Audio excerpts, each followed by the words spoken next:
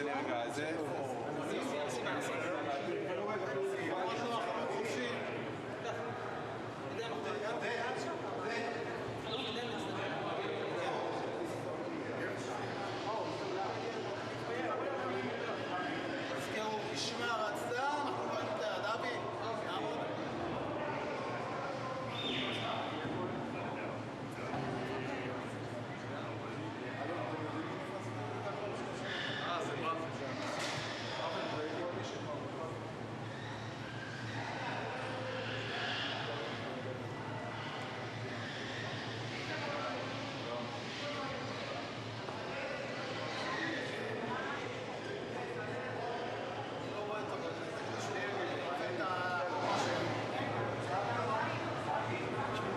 ראש קדימה, לא מזיזים את הראש.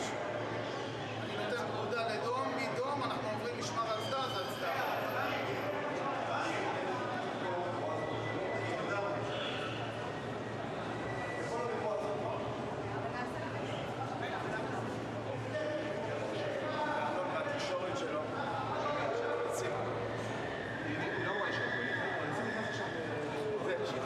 איפה הוא? יכול לצלם עכשיו? הוא מגיע בשערה טראמפ או שזה מי?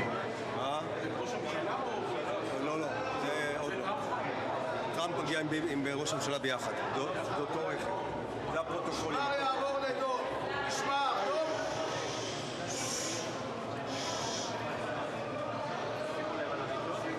משמר, הצדה. רגע, שי, מפכ"ל, עניינים, העוזרים שתוציאו אותם, חבר'ה, כל הישראלים מעבר לתרבות. מה? משמר עורק. יש בשביל זה מישהו, זיו, כנס, אתה לא... זיו, נשמה, בסדר, אז תביא, אבל אתם לא עושים את הדברים האלה.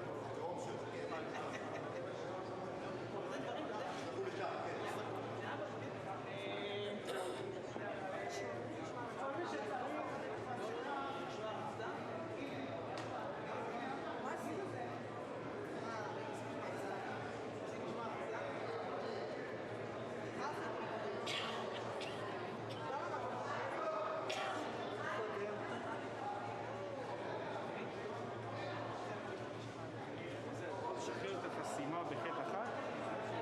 פה מאוד...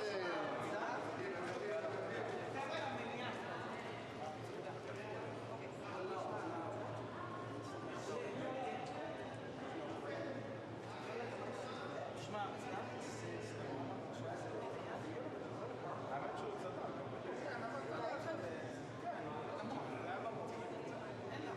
אבל זה דברים...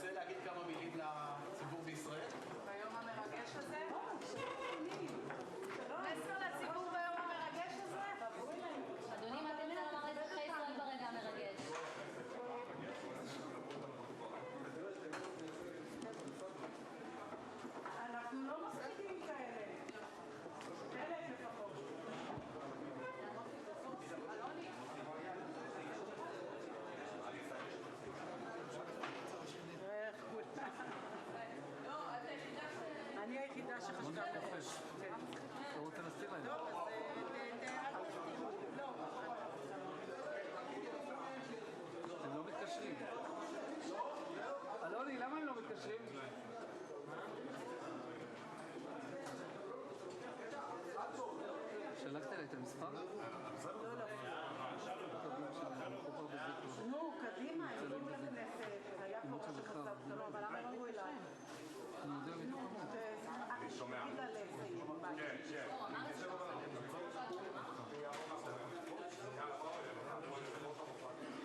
למה הם לא מתקשרים? תתקשר ליורם.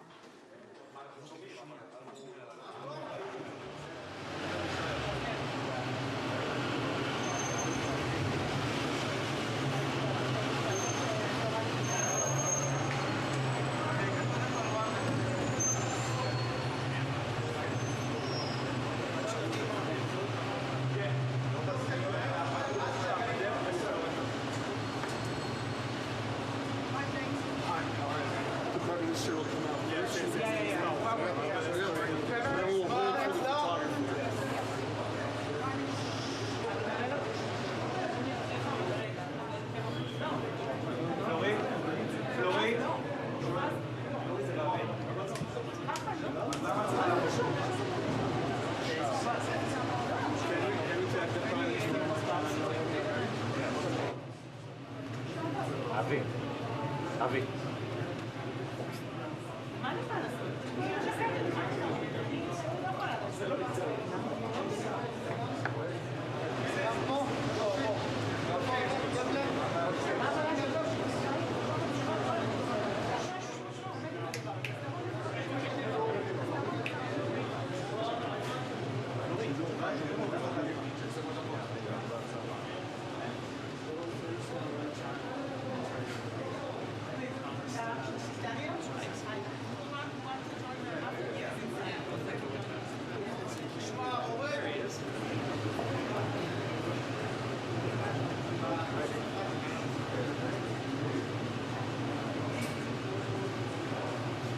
Margo, how are you? Great to see you.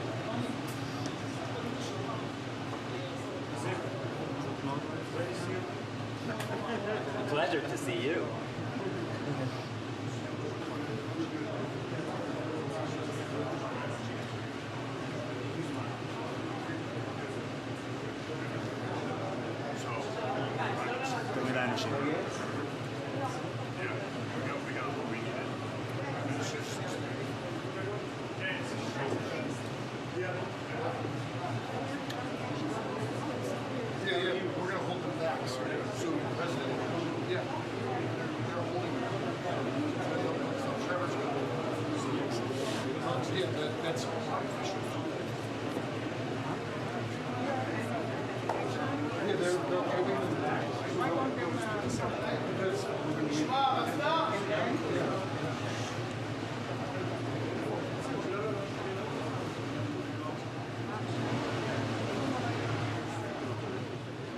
Guys, not in front of the camera. Not in front of the camera. Sir. Very good. Please, Prime Minister, over here. This is Netanyahu. זה לידו? רגע, זה לא טוב. אפשר חצי צעד אחורה?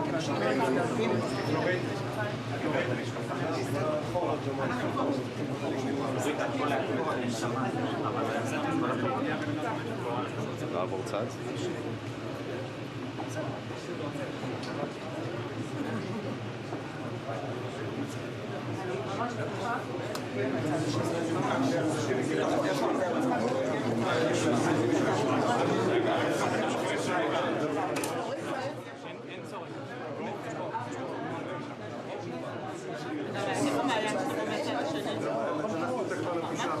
יצא טוב, אבל תסתכלי שם, אנחנו על זה. אמרתי, לא עם הגב.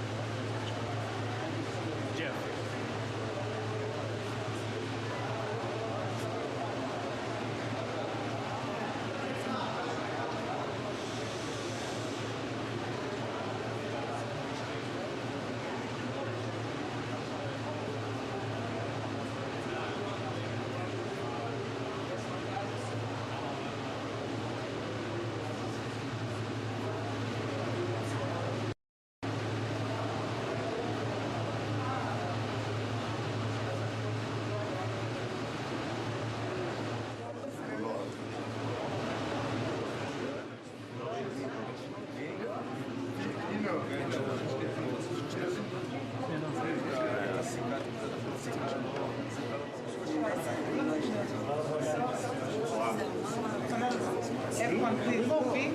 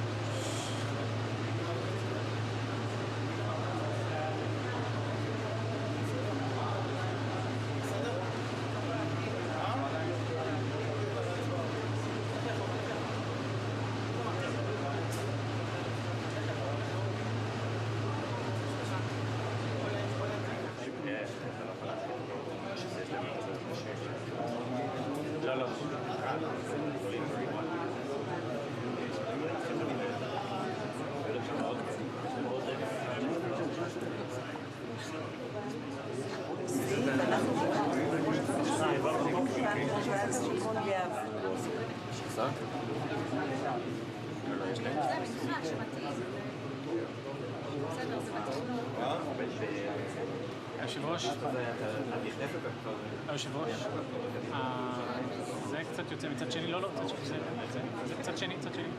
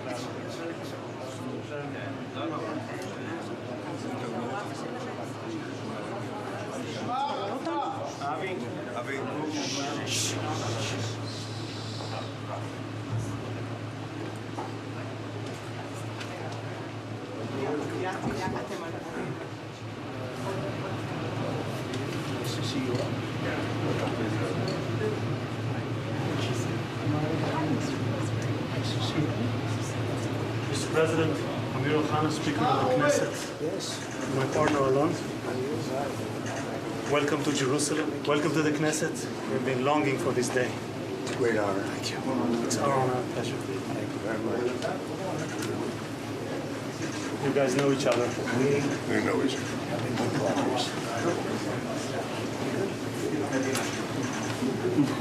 Good.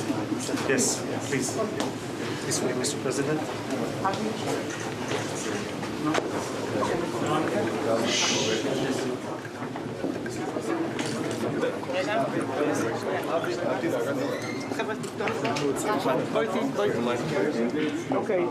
Okay, still. Video.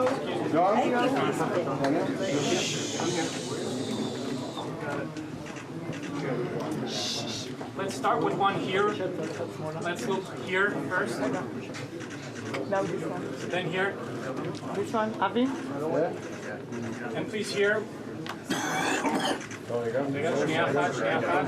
Let's try again.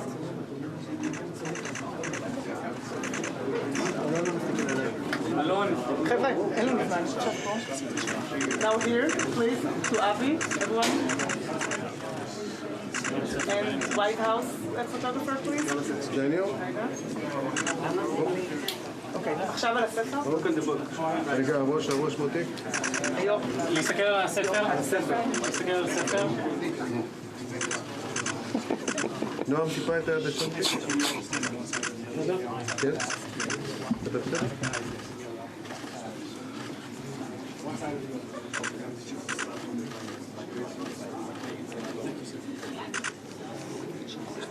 היד. Amen to that. We'll be here and then afterwards you call back. Daniel, okay? I'm perfect. You want to do the thing? I'm good. You want to show it down? Yes, sir.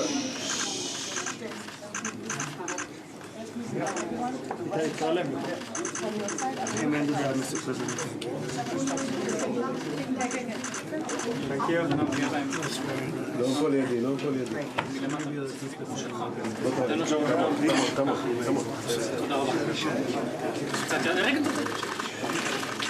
אתה מנסיק פה את כולם. אל תתערב. Thank you very much.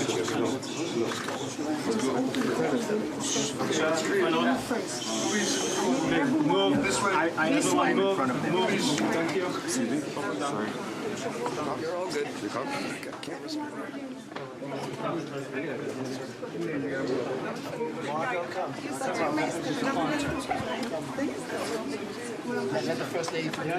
Daniel. White House country.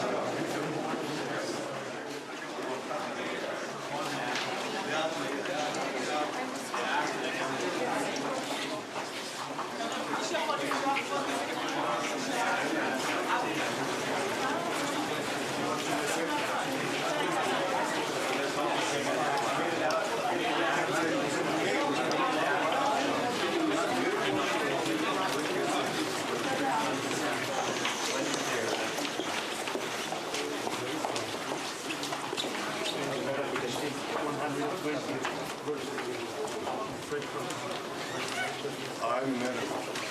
Yes, once. Had a great summer. It's today, isn't it? No, actually 2 days ago. 2 days ago. 11th of October.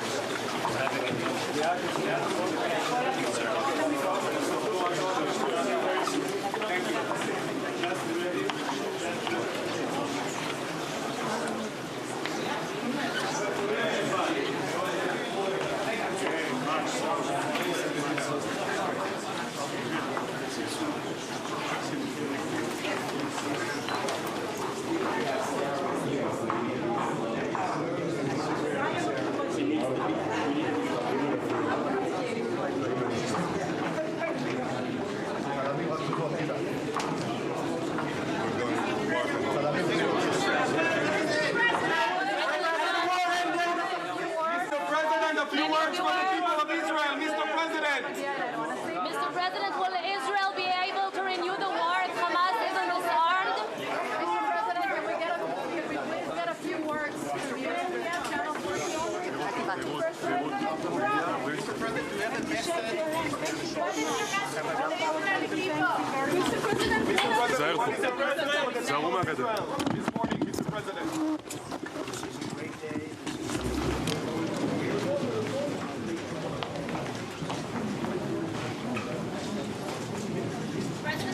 What would happen if Hamas does not comply with the... What would happen?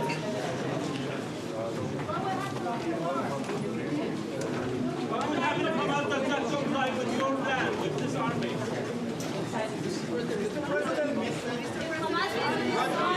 what do you want to tell the hostages that are now all in Israel territory?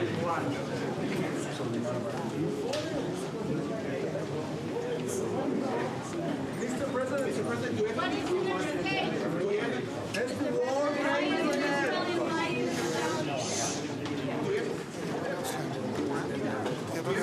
Is the war now officially over? Yes. Do you have any message, Mr. Will President? Israel not be able to renew the war if Hamas is disarmed? Thank you. Thank you.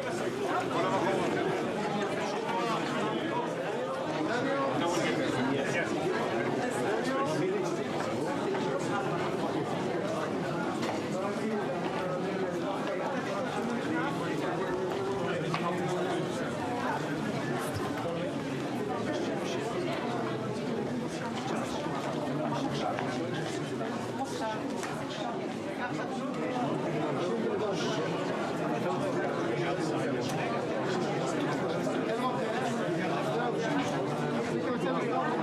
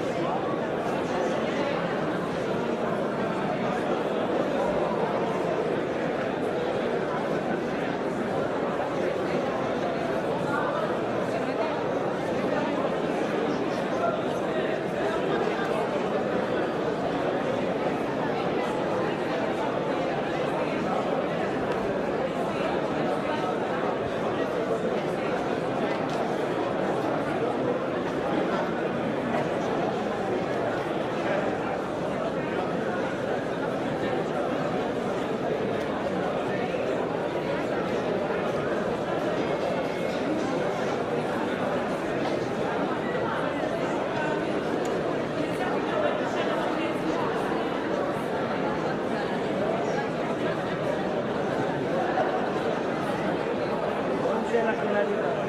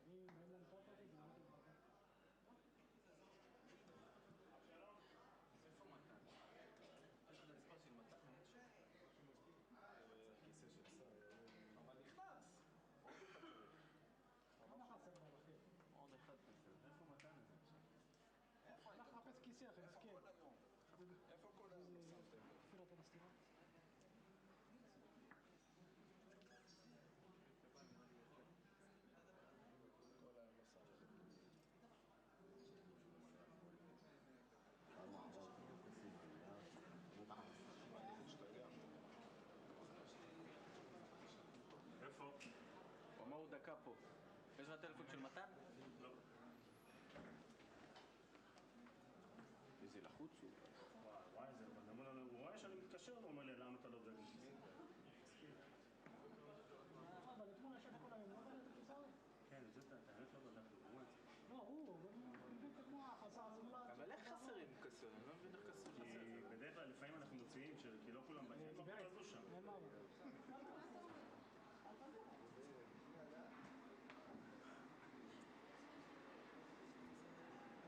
הנה הוא בא. יש פה כיסא? או!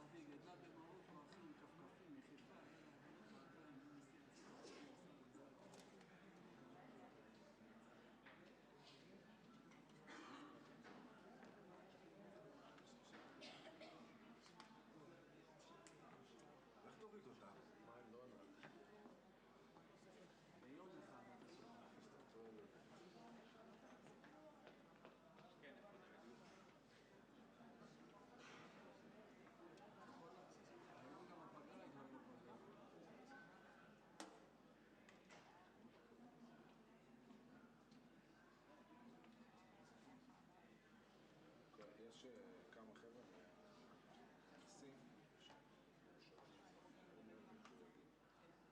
יש גם מנכ"ל הנשיא, אמור להיות לו איזשהו תורמת אותו משהו. חיפשתי את מי הדורגים, נפתח רשימות. בתוך הוואטסאפ איפשהו קבוע, צריך לחפש.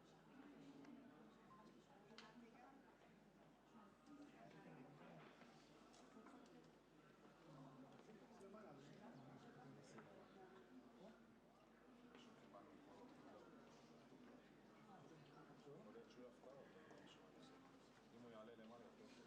כן, מה זה כאילו... רון צעק, מאוד כולם כאילו כותבים שזה נס מהחשב.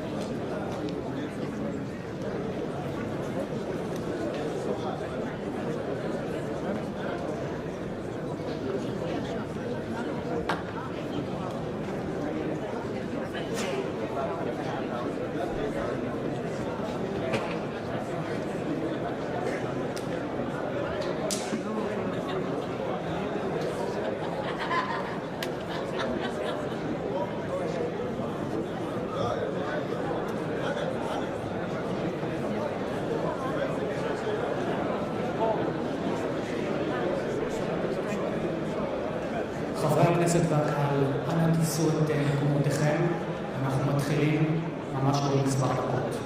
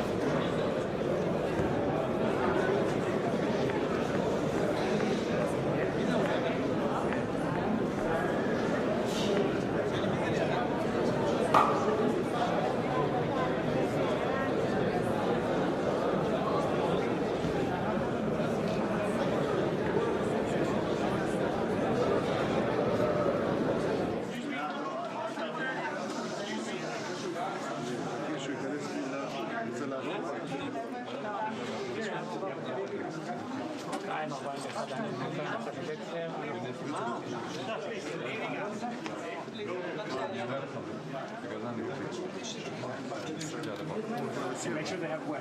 Make sure they have a way. Make sure they have a way. They're coming. Both sides. We are now entering the plenary, Mr. President.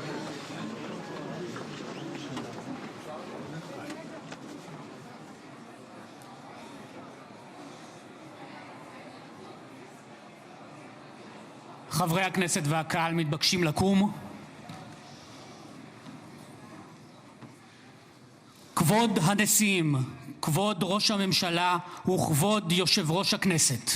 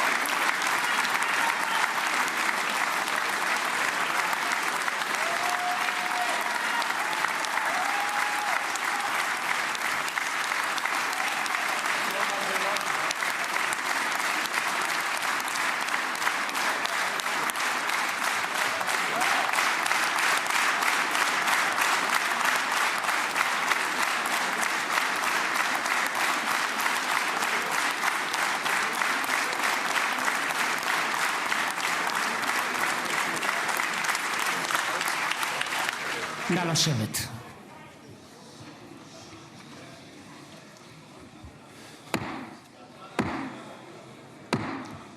חברות וחברי הכנסת, היום יום שני, כ"א בתשרי התשפ"ו, 13 באוקטובר 2025, ואני מתכבד לפתוח את הישיבה המיוחדת של הכנסת לכבוד נשיא ארצות הברית של אמריקה, מר דונלד ג'יי טראמפ.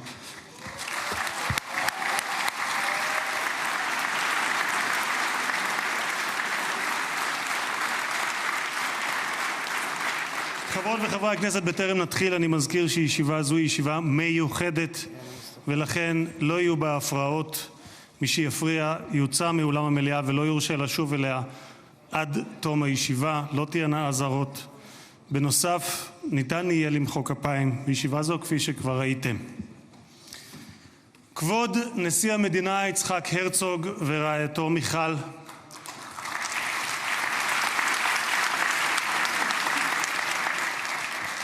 כבוד ראש הממשלה בנימין נתניהו ורעייתו שרה,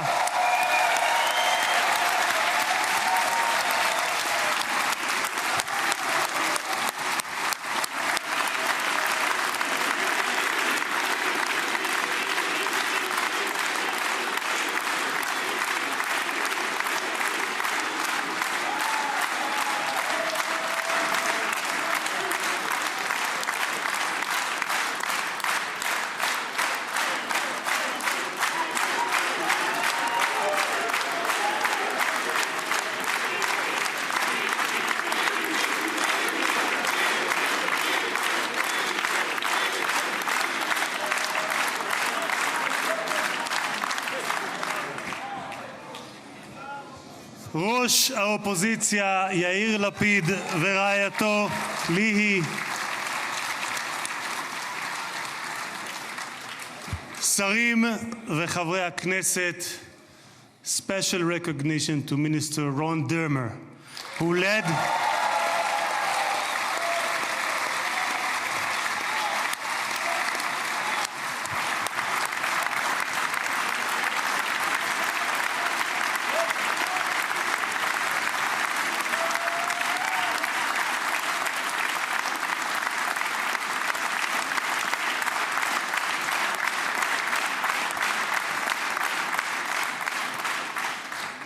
special recognition to Minister Ron Dermer, who led the negotiation team on behalf of Israel. Thank you, Ron. Secretary of State Marco Rubio,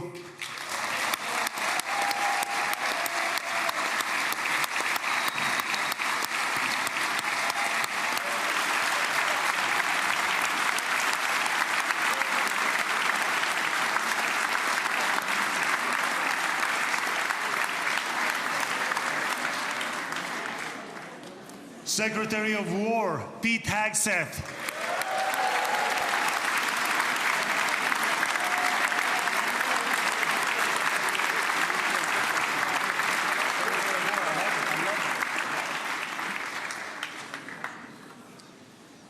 Chairman of the Joint Chiefs of Staff General Dan Kane,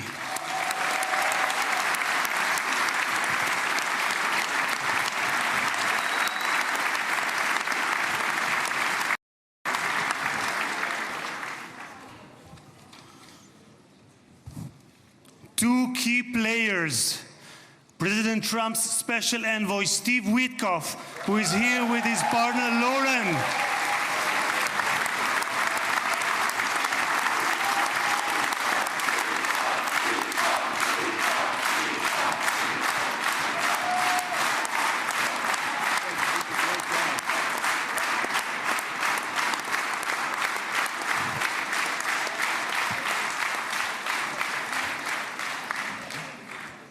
and Jared Kushner, who is here with his wife Ivanka.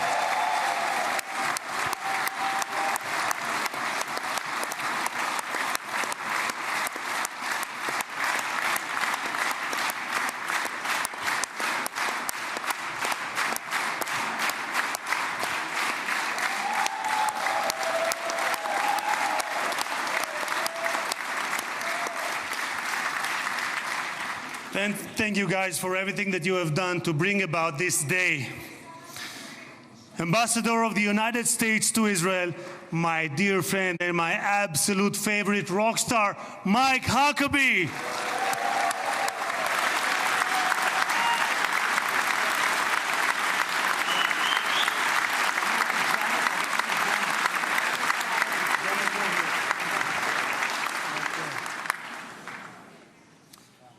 שגריר ישראל בארצות הברית, יחיאל לייטר.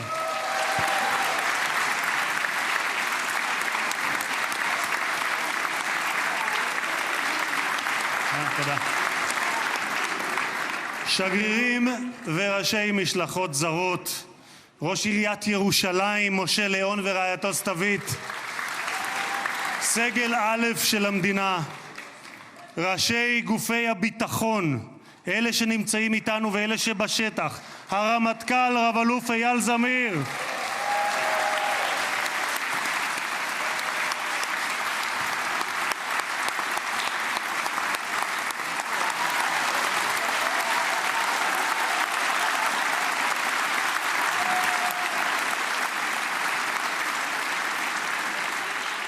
המפכ"ל רב ניצב דניאל לוי,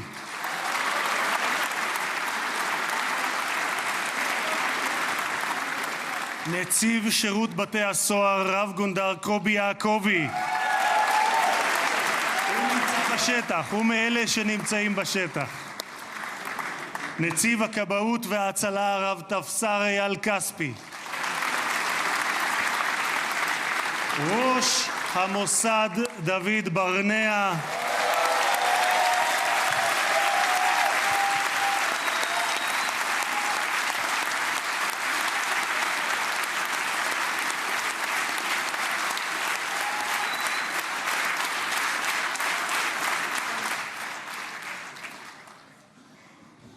ראש שירות הביטחון הכללי, האלוף במילואים דוד זיני, בהצלחה.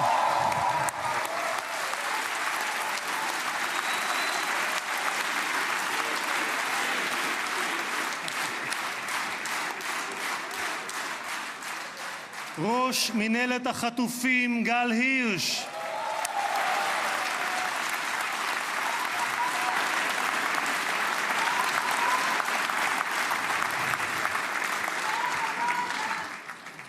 ראשי ערים וראשי רשויות מקומיות, מנכ"ל הכנסת שהרים ב3 ימים ביקור שדרושים לו 3 חודשים לפחות, משה צ'יקו אדרי,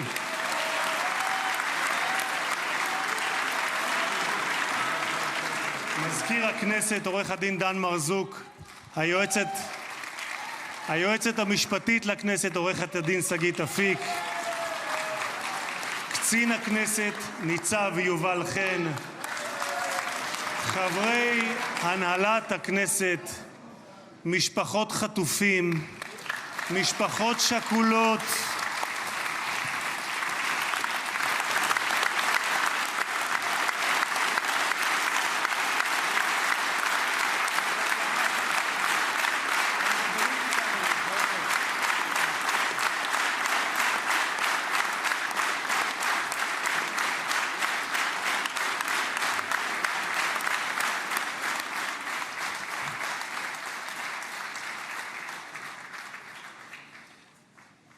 סגל א' של המדינה, מכובדים מהארץ ומהעולם, ואני פותר בזאת את הדוברים הבאים מאזכור כל המכובדים. קהל יקר, אזרחי ישראל, יש לי הכבוד המיוחד לברך יחד איתכם את החבר הטוב ביותר שהיה אי פעם למדינת ישראל בבית הלבן. ברוך הבא לישראל, ברוך הבא לירושלים, ברוך הבא לכנסת, הנשיא דונלד ג'יי טראמפ.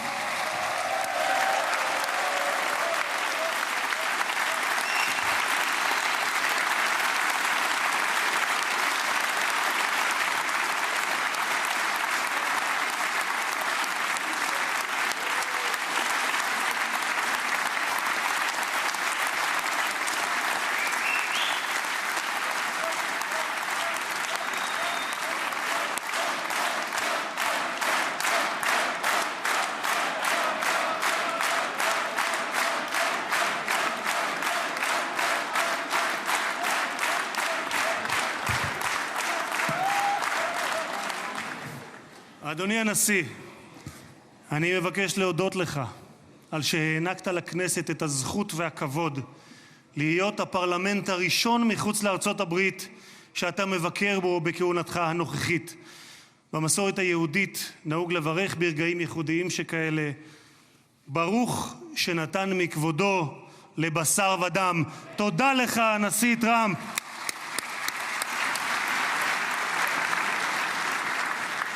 כבוד הנשיא, לפני 2000 שנה הוגלנו בכוח הזרוע מנחלת אבותינו, אבל בכל התפוצות בהן חיינו, מעולם לא שכחנו את ירושלים, הלב הפועם של העם היהודי מאז נוסדה כבירתו לפני 3,000 שנה, ואליה התפללנו שנה אחר שנה אחר שנה.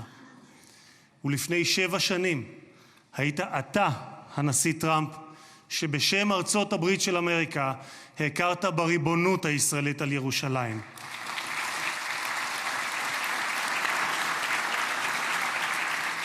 אתה מימשת הבטחה שנשיאים רבים לפניך הבטיחו, אבל רק אתה קיימת. העברת את השגרירות האמריקאית לירושלים השלמה והמאוחדת. תודה לך, הנשיא טראמפ.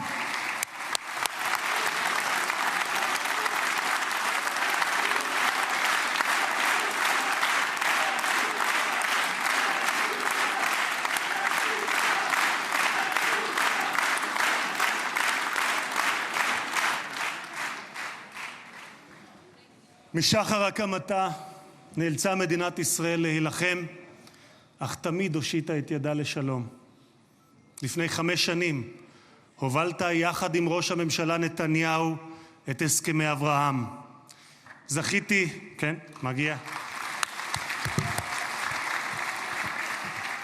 זכיתי לכהן בממשלה שחתמה עליהם, ולימים הם היו בעלי משמעות רבה עבורי גם ברמה האישית, משום שלפני 2.5 זכיתי להיות יושב ראש הכנסת הראשון המקבל הזמנה רשמית לבקר בפרלמנט של מדינה ערבית, וזו הייתה המדינה שבה שני הוריי שנמצאים כאן איתנו נולדו וגדלו, מרוקו. קירבת בין ישראל לבין 4 מדינות ערביות בהסכם שבבסיסו שלום תמורת שלום. תודה לך, הנשיא טראמפ.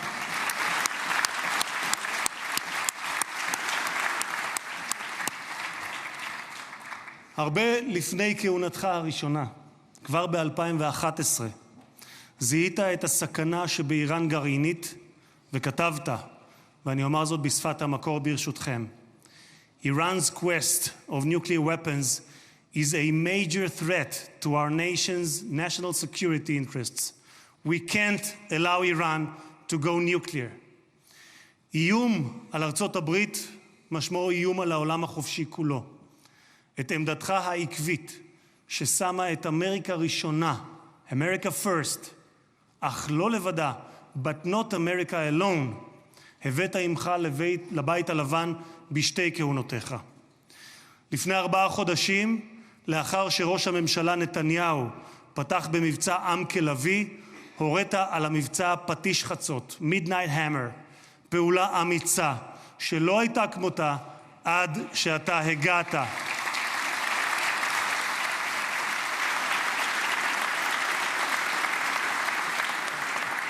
בכך, אדוני הנשיא, מנעתם שואה גרעינית שאיראן ביקשה להמיט עלינו ועל העולם, מדינה שבפרלמנט שלה נבחרי הציבור זועקים מוות לאמריקה, מוות לישראל. והיום אנו יכולים לומר למשטר האייתולות באיראן, לא יהיה נשק גרעיני. תודה לך, הנשיא טראמפ.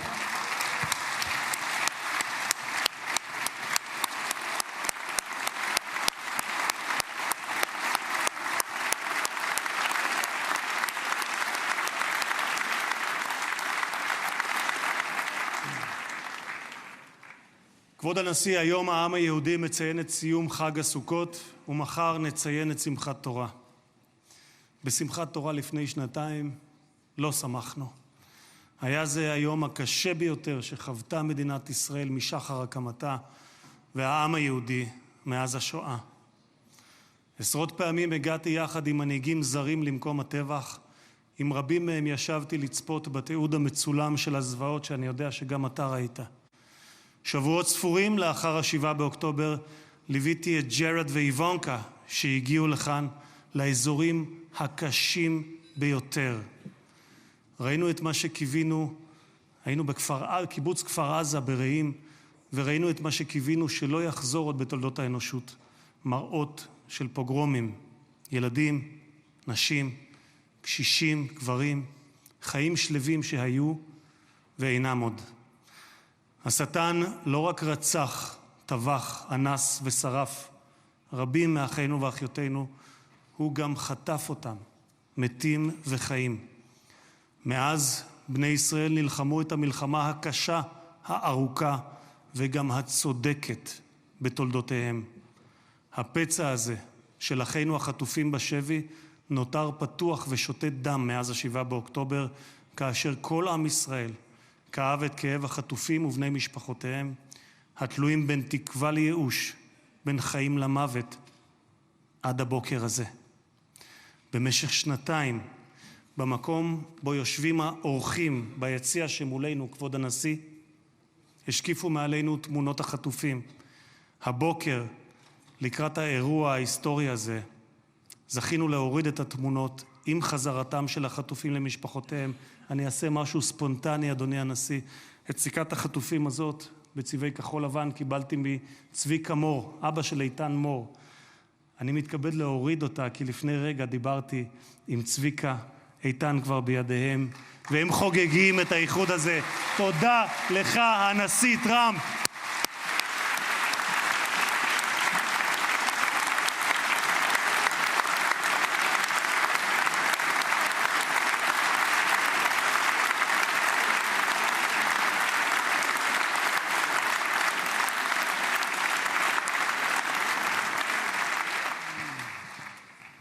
Mr. President, you stand before the people of Israel not as another American president, but as a giant of Jewish history, one for whom we must look back 2.5 millennia into the mists of time to find a parallel, Cyrus the Great. You, President Donald J. Trump, are a colossus who will be enshrined in the pantheon of history. Thousands of years from now, Mr. President, the Jewish people will remember you. We are a nation that remembers.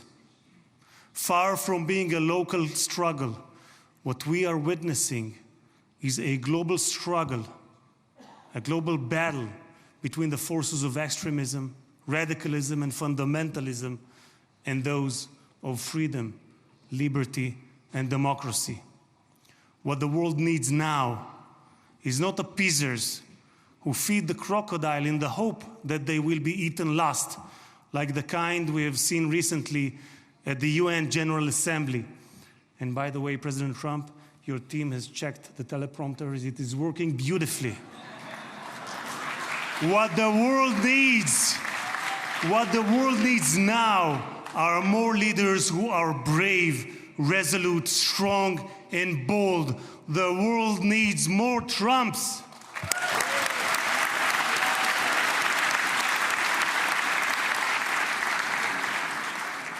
Mr. President, with your permission, I would like to take this moment to address Prime Minister Netanyahu.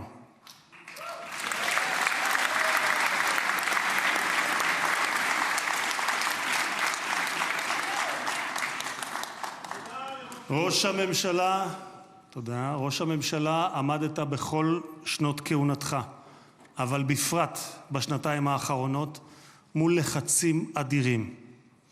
סטיב ויטקוף, שליחו המיוחד של הנשיא טראמפ, שלחם יחד איתך בשוחות על החזרת החטופים, אמר עליך, העבודה הקשה באמת הייתה של ראש הממשלה. הוא זה שהיה צריך לקבל החלטות קשות, עד כמה להיות קשוחים מול חמאס ומתי לגלות גמישות. היו רגעים שחשבתי, כך אומר ויטקוף, שעליכם להתגמש יותר, אבל האמת היא שכעת, במבט לאחור, אני חושב שלא היינו מגיעים לנקודה הזו אם ראש הממשלה נתניהו לא היה פועל כפי שפעל.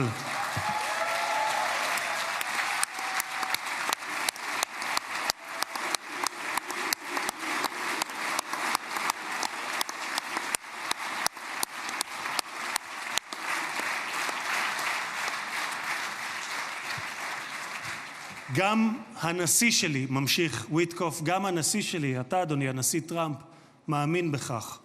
הוא מאמין שראש הממשלה נתניהו קיבל החלטות קשות מאוד, והיו אנשים פחות אמיצים שלא היו מקבלים החלטות כאלה. והנה אנחנו כאן היום, משום שלחמאס לא הייתה ברירה, כך אומר ויטקוף. הם נאלצו להגיע להסכם הזה. הלחץ היה עצום ולכם יש צבא גדול.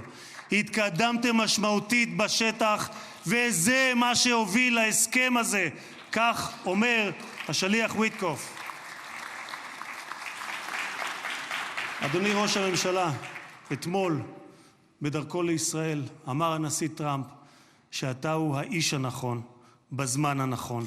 ואני גאה לומר כאן לעיני העולם שבזכותך הגענו להישגים הרבים שאליהם הגענו. תודה לך, ראש הממשלה.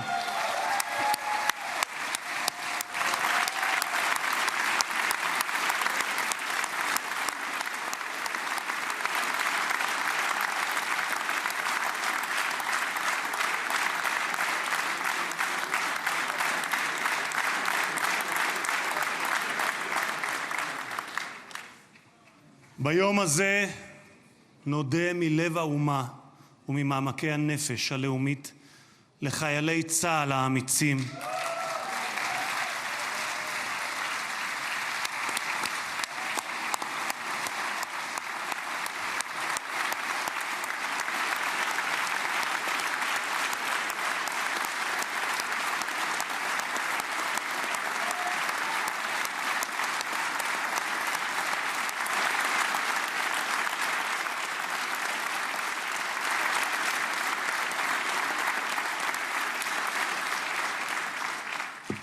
נודה לחיילי צה"ל האמיצים שהסתערו קדימה כאריות וסיכנו את חייהם כדי להגן על מדינת ישראל.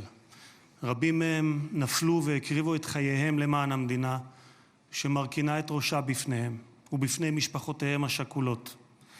דמם לא נשפך לשווא, כי בגבורתם ובהקרבתם הם הביאו לרגע הנשגב הזה, ושמותיהם ייוותרו חקוקים לעד בלב האומה.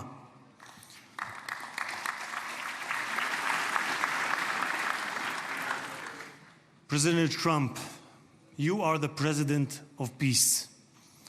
There was not a single person on this planet who did more than you to advance peace. No one even came close. Your election to the presidency marked a turning point, not only for the United States, but for the entire world. Through your strength of character and unwavering resolve, you brought an end to bloody conflicts in no fewer than 8 regions across the globe. In less than 9 months, you became one of the most consequential presidents in history. You saved countless lives that would have been lost without your leadership. And as our sages teach, whoever saves one life, it is as though he has saved an entire world. You have proven that true peace is achieved through strength, and that only those who are prepared to use force in the present can prevent the need to use it in the future. Mr.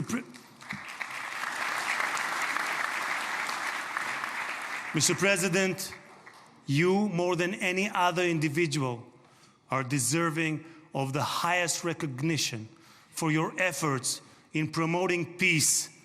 Therefore, I hereby announce that together with our good friend, Speaker of the House, Mike Johnson, we will rally speakers and presidents of parliaments from around the world to submit your candidacy for the Nobel Prize, Peace Prize next year.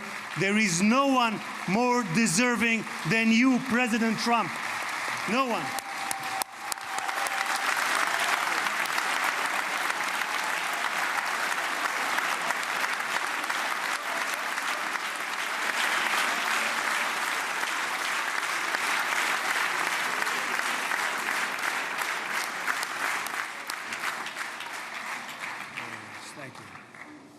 אדוני הנשיא, אנחנו ניצבים בפני ההיסטוריה ברגע נשגב שיחקק לדורות. זה יום מאוד מרגש לאזרחי ישראל, יום שכולנו ייחלנו לו. בספר ירמיהו משיב השם לרחל המבכה את בניה.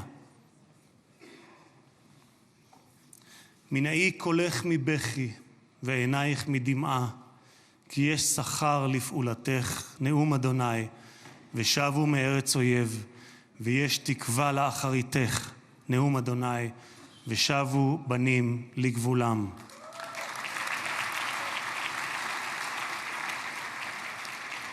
אני מבקש לאחל מכל ליבי החלמה מהירה ושלמה לפצועים ולחטופים השבים. כמה טוב שבאתם הביתה. הנשיא טראמפ, מי ייתן והעושה שלום במרומיו יברך אותך, נשיא השלום, את ארצך ואזרחיה, את משפחתך וכל היקרים לך, ויעשה שלום עלינו ועליכם. May God bless you, President Trump. May God bless the United States of America. And may God bless the state of Israel. תודה רבה וחג שמח.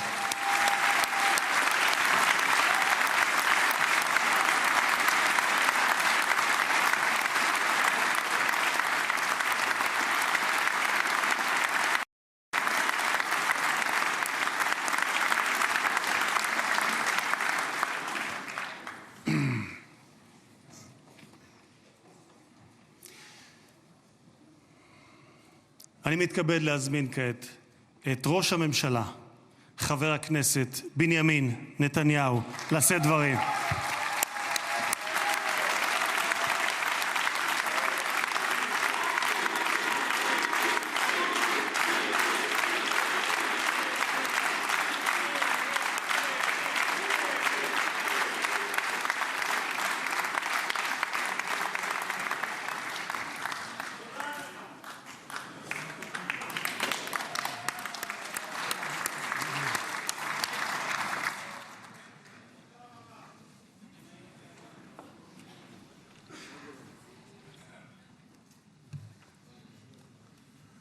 מכובדי הנשיא הרצוג ורעייתו מיכל,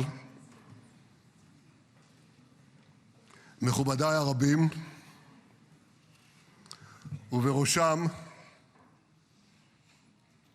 ידידנו הגדול, נשיא ארצות הברית, הנשיא דונלד ג'יי טראמפ.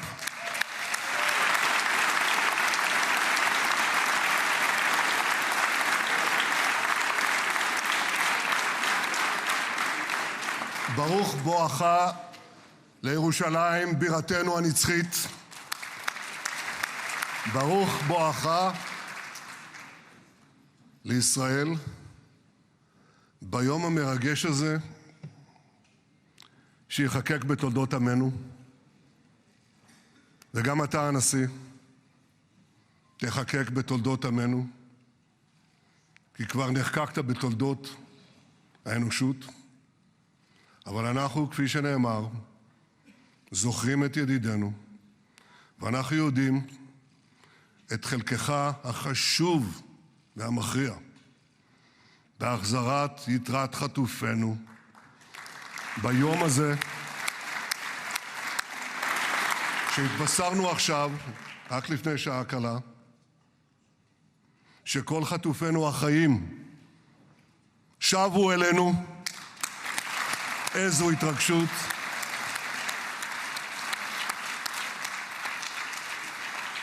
כמה חיכינו לרגע הזה, ואנחנו מחויבים להחזיר את כולם. ואני רוצה להודות לך באופן אישי ובשם האומה כולה. תודה לך, הנשיא טראמפ. תודה לך.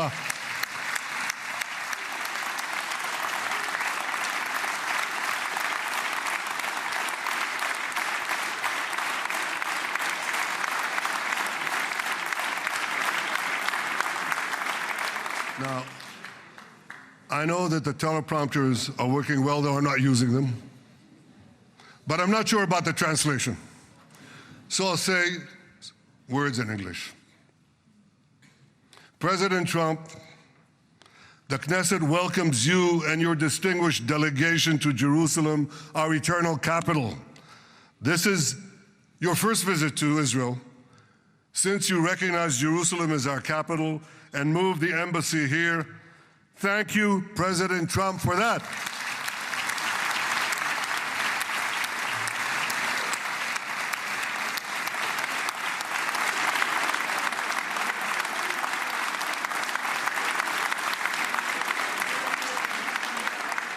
There are many other reasons to thank you since your last visit here.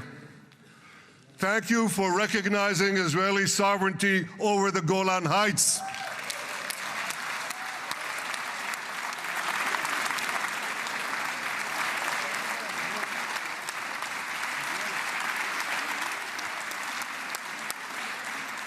Thank you for standing up to the lies against Israel in the United Nations.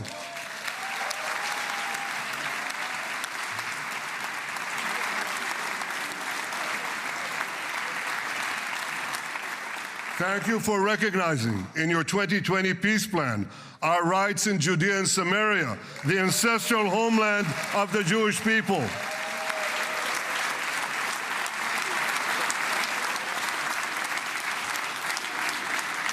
Thank you for brokering the historic Abraham Accords. Abraham, Eskhemei Avraham.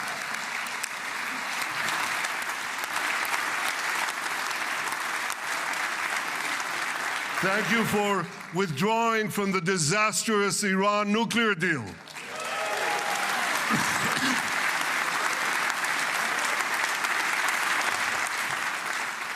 Thank you for supporting Operation Rising Lion and for your bold decision to launch Operation Midnight Hammer. Boy, is that... You got to hear this.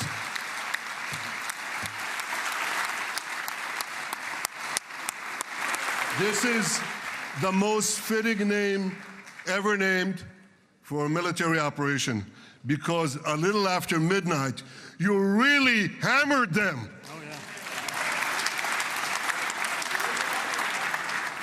My friends, this is only a partial list but it's enough to affirm what I've said time and again. Donald Trump is the greatest friend that the state of Israel has ever had in the White House.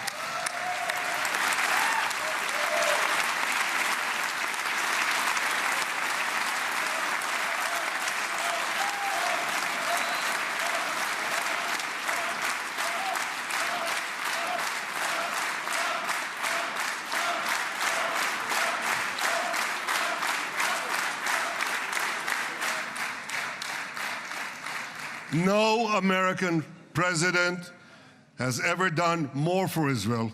And as I said in Washington, it ain't even close. It's really not a match.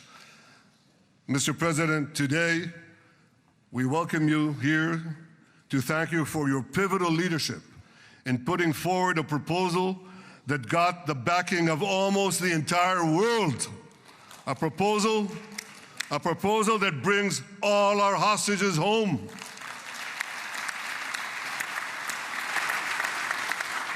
A proposal that ends the war by achieving all our objectives. A proposal that opens the door to an historic expansion of peace in our region and beyond our region. Mr. President, you are committed to this peace. I am committed to this peace. And together, Mr. President, we will achieve this peace. We've done it before. We've done it before in the Abraham Accords, and we'll do it again. Mr. President, today the Jewish calendar marks the end of 2 years of war. That war began on October 7th, on the Jewish festival of Simchat Torah. You always tell me, and you tell the world, remember October 7th. Mr. President, we remember. We remember the thousands of Hamas terrorists who stormed into our towns and kibbutzim. We remember the 1,200 people Hamas savagely slaughtered in cold blood, including dozens and dozens of Americans. We remember entire families burnt alive as they embraced each other. We remember the beautiful young Israelis brutally gunned down at the Nova Music Festival. We remember the hundreds of our citizens who were dragged into the dungeons of Gaza, including 12 Americans, men and women, young and old, babies and elderly Holocaust survivors. My friends, Mr. President, Donald, these monsters take babies as hostages. In response to this barbaric attack on October 7th, Israel did what it had to do. With indomitable courage, we set out to defend our people, to defeat our enemies, and to release our hostages. Our heroic soldiers fought like lions. They fought on the front lines of civilization and barbarism. Israel achieved amazing victories over Hamas and the entire Iran terror axis. Sinwar, Dev, Hania, Nasrallah, Assad, they're all gone.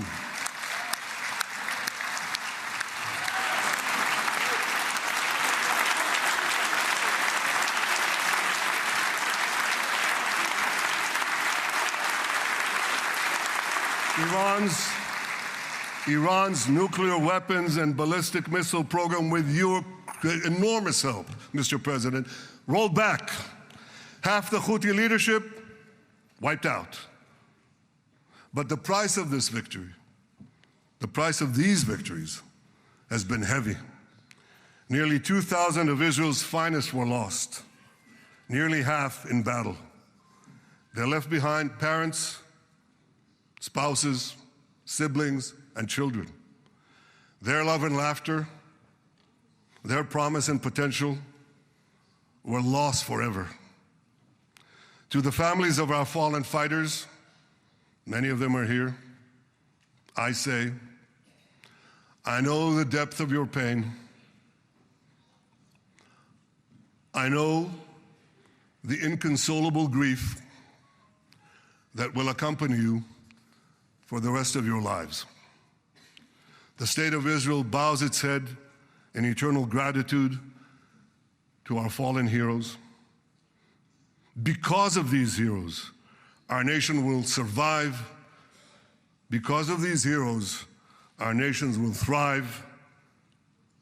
And because of these heroes, our nation will have peace. Mr. President, thousands of our brave soldiers were also wounded, suffering terrible blows to body and soul. Brave soldiers like Ari Spitz. Ari is an American. Ari is an American Israeli who was injured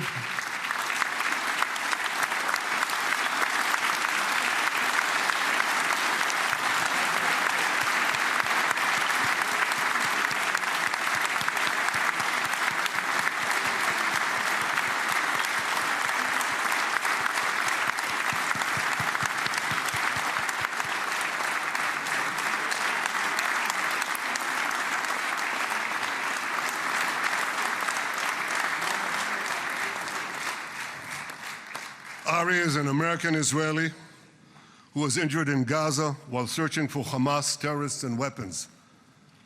2 of Ari's comrades were killed in this action, and 10 were injured. Ari was presumed dead, but made a miraculous recovery despite losing 3 limbs. Ari, stand up for a minute alone. Stand up. There you go. There. Ari, you are the spirit of Joshua. You are the spirit of David. You are the spirit of the Maccabees. You are the spirit of Israel. I salute you. We all salute you.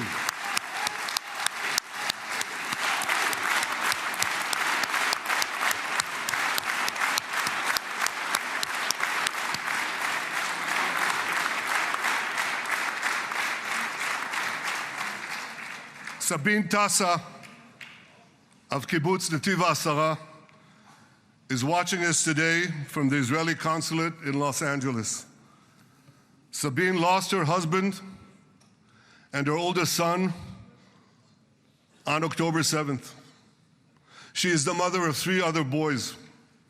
2 of them, Koren and Shai, witnessed their father jump on a Hamas grenade to save his 2 sons. We all saw the film of those 2 boys crying out in pain, "Father is dead. Why? Why did God save me?"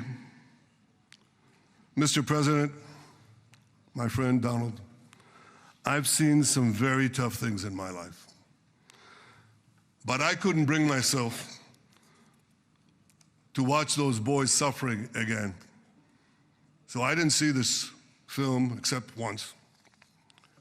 Yet Sabine, their mother, has had the strength and fortitude to show this film across the world. And my wife Sarah and I asked her, "Sabine, how do you do it? Why do you do it?" And she answered, "I do it to show the entire world the monsters Israel is fighting and the justice of our cause." This is what she's doing once again in Los Angeles.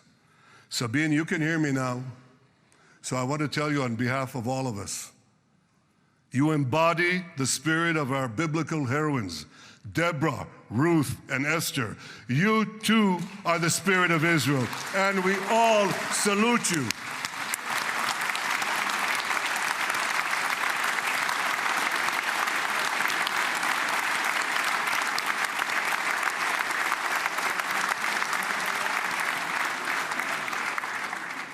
Mr. President, you asked me on our many conversations during the 12-day war with Iran, you asked me, how are the people holding up? And I said to you, our people are strong.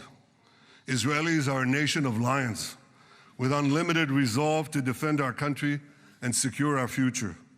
The people give strength to our soldiers, and the people give strength to me and to my colleagues. The Jewish people have risen from the ashes time and again, but when we formed the State of Israel and the Army of Israel, we pledged never again would be defenseless against our enemies. And that resolute strength not only assures our survival, it assures our future, it assures peace. We have paid a high price for this war, but our enemies now understand just how powerful and just how determined Israel is. They understand that attacking Israel on October 7th was a catastrophic mistake. They understand that Israel is strong and that Israel is here to stay. And this, Mr. President, is the indispensable foundation of peace. Peace through strength. Ladies and gentlemen, this is a momentous day, a day of great joy as the remaining hostages come home. My wife Sarah and I have met with the hostage families many times. There were no words to describe their agony, only tears of bottomless sorrow and unimaginable pain. At the beginning of the war, I promised to bring all the hostages home. Today, with the indispensable help, the determined and focused help, the unremitting help of President Trump and his team, and with the incredible sacrifice and courage of the soldiers of Israel, we are fulfilling that promise.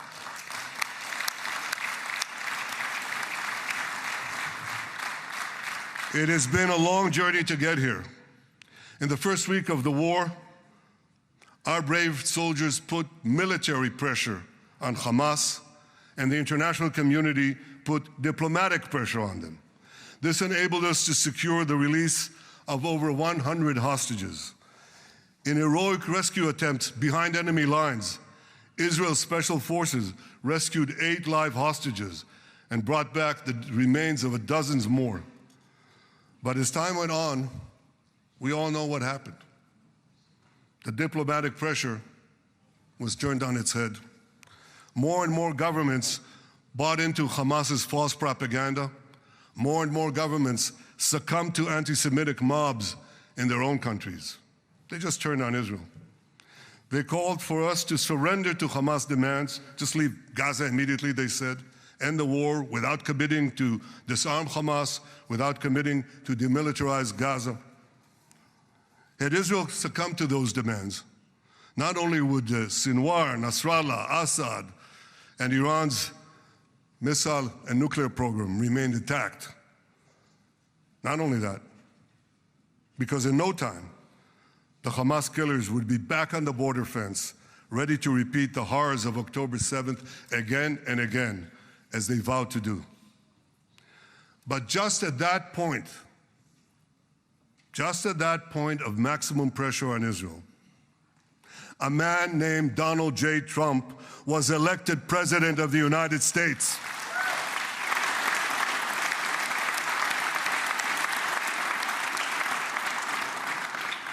And ladies and gentlemen, overnight,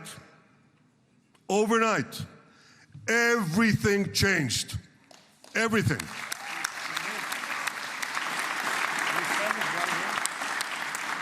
Mr. President, thanks to your unequivocal backing of Israel, we secured a second hostage deal within weeks of your election.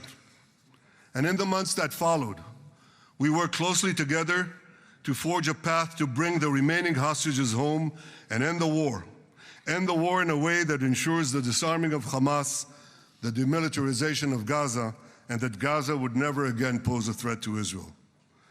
2 months ago, you fully backed my decision to send the IDF into the last Hamas stronghold in Gaza City.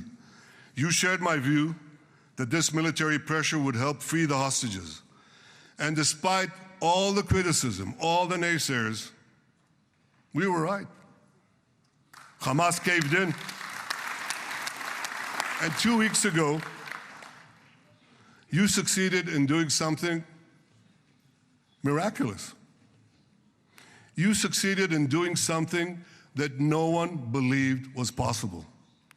You brought most of the Arab world, you brought most of the world behind your proposal to free the hostages and end the war. I want to thank Steve Witkoff, Jared Kushner, and Ron Dermer for their great contribution to this effort.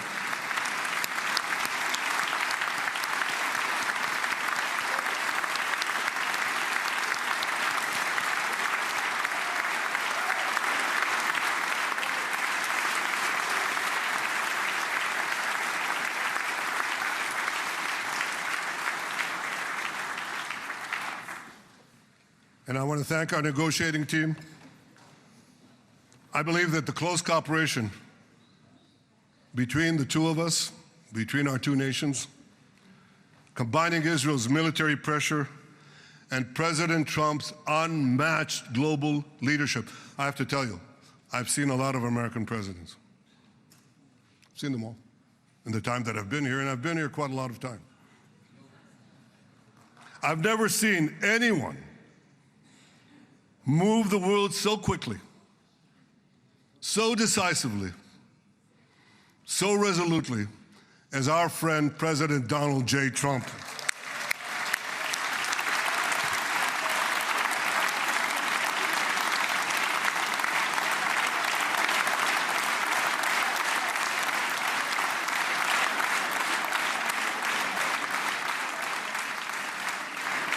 With our military pressure and President Trump's global leadership, we achieved this historic moment. It's a moment of indescribable joy as our nation embraces our sons who are coming home. Mr. President, this week, Jews around the world are going to read the book of Ecclesiastes, Kohelet, in the Bible.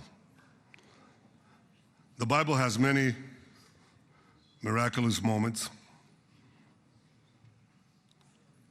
One of them was your decision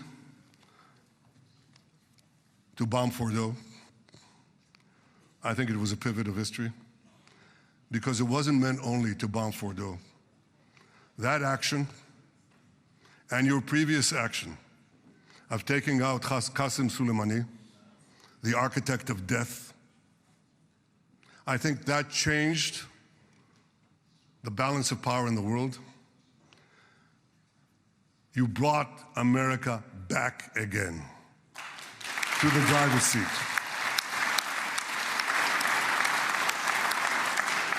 Now, I said that we're going to read this week the book of Ecclesiastes. It's not a book of action.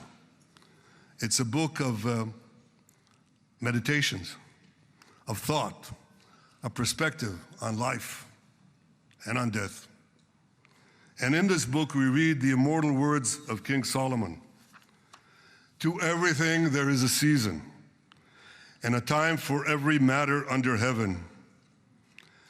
Et milchama ve'et shalom. A time for peace and a time for war. The last 2 years have been a time of war.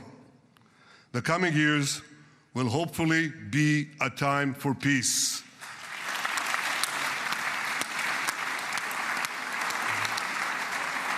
Peace inside Israel and peace outside Israel.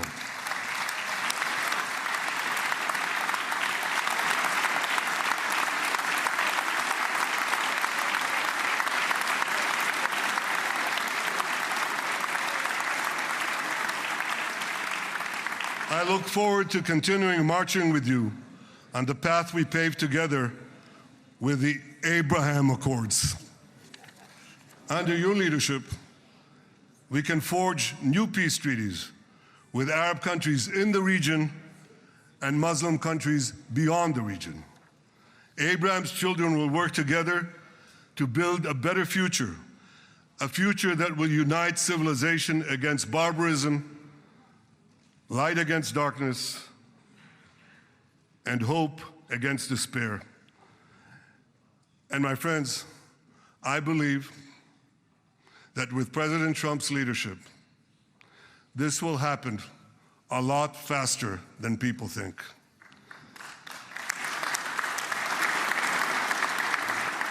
As Prime Minister of Israel, I extend my hand to hold those who seek peace with us. No one wants peace more than the people of Israel. Israel will always remain vigilant in defending itself, and Israel will always remain full of hope. Hope is our national anthem. Hope is our creed.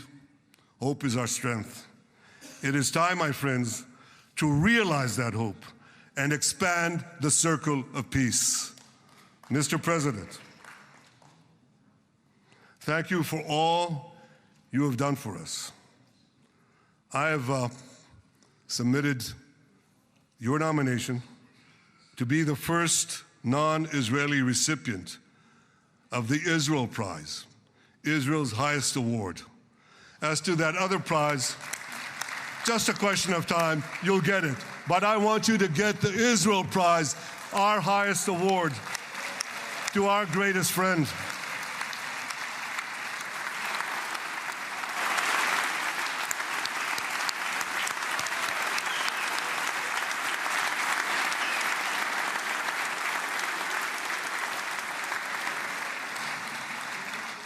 When others were weak, you were strong. When others were fearful, you were bold.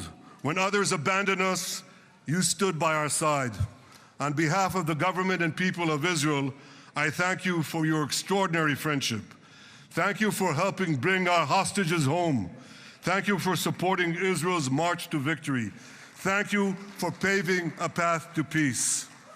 מכובדי נשיא ארצות הברית, ידידי דונלד, ברוך הבא לישראל, ברוך הבא לירושלים, ברוך הבא ביום המרגש הזה, שהחיינו וקיימנו והגיענו לזמן הזה.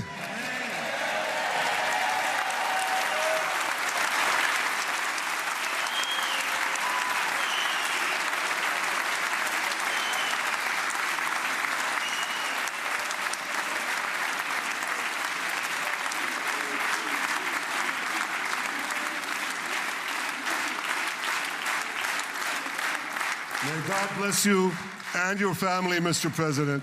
May God bless America. May God bless Israel. And may God bless the covenant between our two promised lands. Thank you, Mr. President.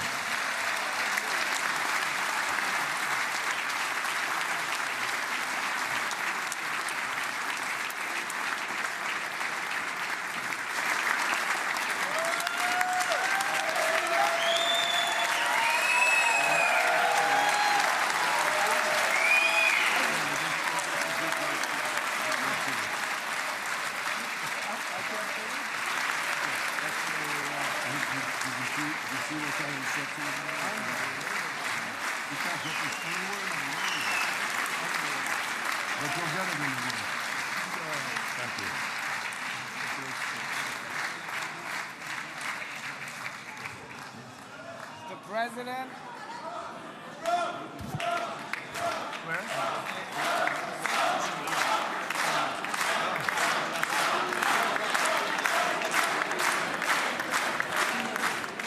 Come on up, opposition. Come on, opposition.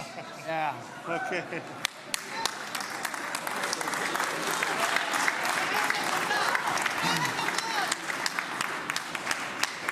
אני מתכבד להזמין כעת את ראש האופוזיציה, חבר הכנסת יאיר לפיד.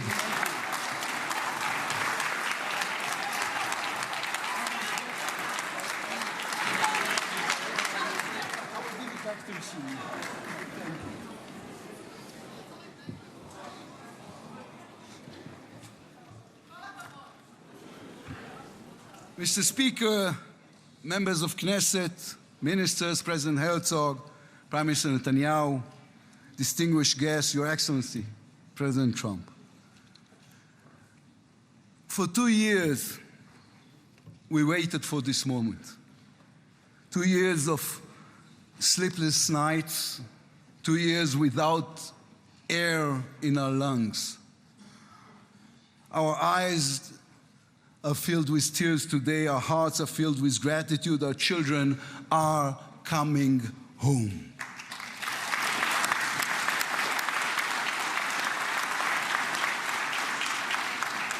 In the Babylonian Talmud, a sacred book of the Jewish people, it is written, whoever destroys one life, it is as though he destroyed an entire world, and whoever saves one life, it is though as he has saved an entire world. Mr. President, you have saved the lives of our hostages.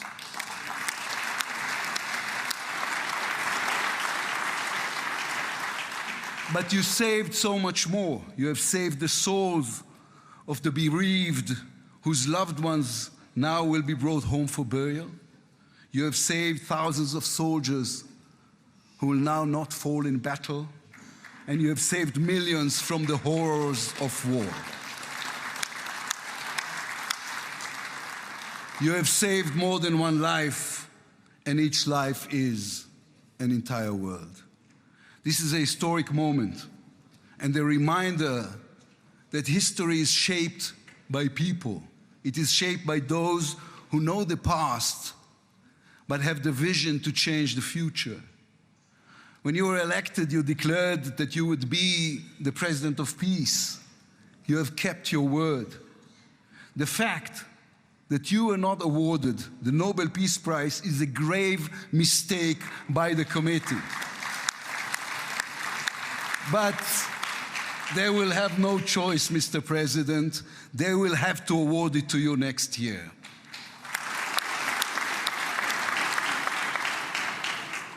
Peace will not come by waiting. It will come by building, by reaching out, and by daring once again to believe. You, Mr. President, have done the unimaginable. We will be eternally grateful. But we also need to take responsibility. The destiny of Israel will always be written by the people of Israel. We must now prove ourselves worthy of what has been achieved. From its founding, Israel has said to the world that our strength, our power, rest upon our values. Israel is the strongest country in the Middle East because we are the only democracy in the Middle East. Because we believe in the principles laid in our Declaration of Independence, which says Israel will ensure complete equality of social and political rights to all its inhabitants, irrespective of religion, race, or sex. It will guarantee freedom of religion, conscience, language, education, and culture. It will safeguard the holy places for all religions. Those are our values. That is who we are as people, as a country. Our neighbors must understand one more thing about us. We are not going anywhere. The Middle East is our home. We are here to stay. Our story did not end in the Bible. It began there. It continues in our laboratories and universities, in our innovation hubs. Hamas, Hezbollah, Iran, and the Houthis, they all read the wrong intelligence reports. The real intelligence report on Israel's intentions is found in the book of Genesis. And I will give you and your descendants after you the land of Canaan for an everlasting possession. We call upon the nations of the Islamic world and all our neighbors, Saudi Arabia, Syria, others. We are here to stay. We can do great things together. Come and talk to us. Mr. President, You are the one who can make it happen as you did with the historic Abraham Accords. Then too, no one believed it was possible. Then too, you imposed your vision on everyone. While others spoke of difficulties, you created opportunity. You can be the one to bring the next wave of peace. The people of Israel support this. They want this. We are ready. And you can later today in Egypt with your unbelievably talented team, my friends Steve Witkoff, Jared Kushner, Marco Rubio, Pete Hegseth, forge a regional alliance that will change not only the Middle East but the entire world. After 2 years of war, the peoples of this region should look around and ask themselves, whose situation is better? Those who chose the path of peace or those who chose the path of war? Those who invested in their people, in the education of their children, in science and education and technology, or those who invested in hate and in violence?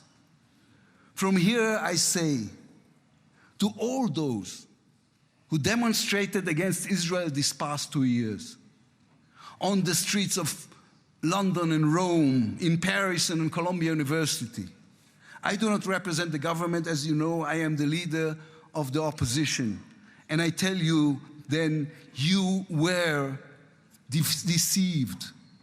You were deceived. Propaganda experts, funded by terror money, manipulated you. Now that the war has stopped, you have time and a chance to go and learn the facts. The truth is, there was no genocide, no intentional starvation.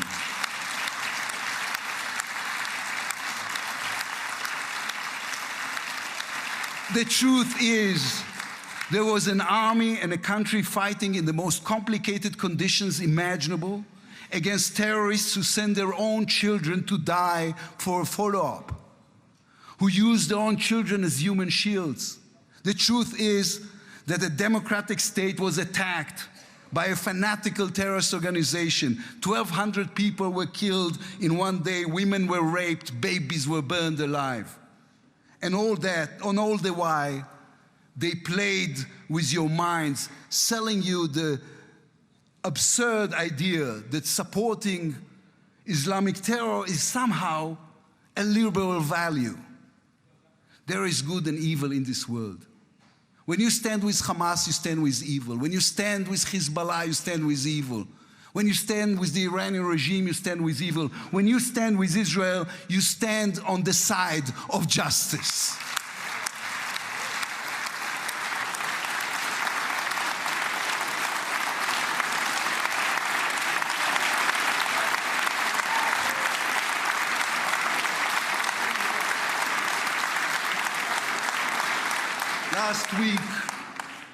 Last week I attended the 7th October memorial ceremony. An inspirational woman called Galit Dan spoke on stage.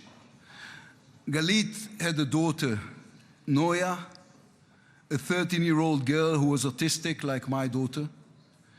And Noya was full of light. She loved Harry Potter. On that dark day, Noya was sleeping at her grandmother's, Carmela's house in Kibbutz Nir Oz.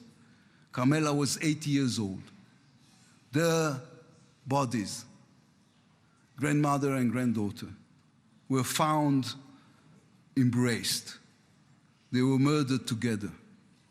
On stage at the ceremony, Galit said a sentence that moved us all.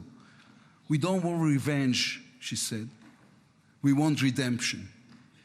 Today, the redemption begins. Israel has endured 2 terrible years on the battlefield and in the international arena. But in those 2 years, we also rediscovered our own greatness. We remember how good we can be. Our pilots who took control of the skies over Iran. Our industries leading the world in technology. Our civil society which reached out to help every victim of the war. We will move forward toward a different future. Our heroic soldiers who saved us all will fold away their uniforms and rise as teachers and engineers, scientists and innovators, investors and small business owners. We will never be able to repay the debt to those who sacrificed everything these past years, to those who, as President Lincoln said, gave the last full measure of devotion. We can only be worthy of them, worthy of their sacrifice. Mr. President, allow me to speak also to the businessman in you, the deal maker who understands value. If there were one stock in the world I would invest in today, it is the state of Israel. If there were one nation that deserves unrestricted access to GPU chips, to AI and SMR technologies, to American markets, it is the state of Israel. Israel's future is intertwined with our eternal alliance, our strategic and moral covenant with our greatest friends, the United States of America. This war is over. We will always need to stay vigilant, to guard against those who seek our destruction. But the state of Israel is about to reinvent itself. The challenges ahead demand not only strength, but a new vision. It's time to take a new path, to be a nation that is advanced and thriving and peace-seeking.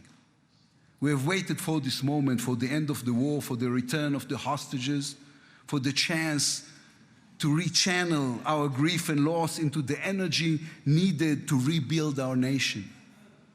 Thanks to you, Mr. President. Thanks to our soldiers, our lions. Thanks to the millions of great Israeli patriots who filled the streets and the square and never, not for one moment, gave up on the hostages. Thanks to all of them, the strength within us can now rise, succeed, and build for our future and for our children. Thank you very much. God bless the United States of America. Am Israel Chai.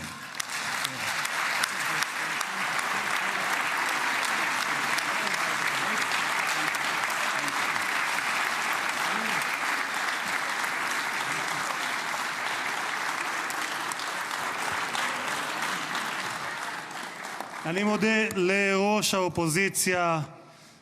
ועכשיו, members of the Knesset, it is now my distinct honor to invite the President of the United States of America, His Excellency Donald J. Trump, to address the Knesset.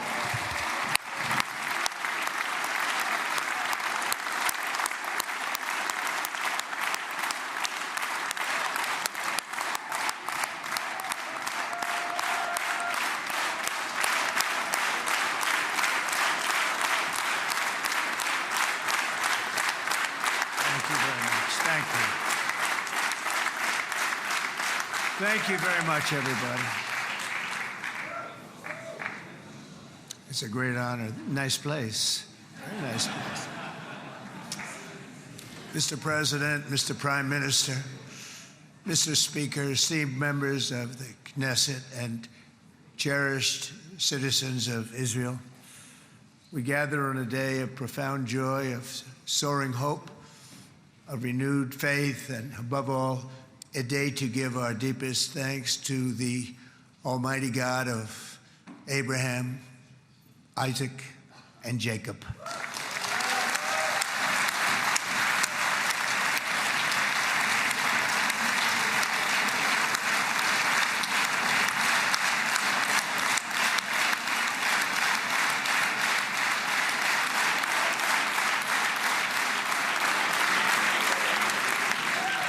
After 2 harrowing years in darkness and captivity, 20 courageous hostages are returning to the glorious embrace of their families, and it is glorious. 28 more precious loved ones are coming home at last to rest in this sacred soil for all of time. And after so many years of unceasing war and endless danger, today the skies are calm, the guns are silent, the sirens are still, and the sun rises on a holy land that is finally at peace, a land and a region that will live, God willing, in peace for all eternity.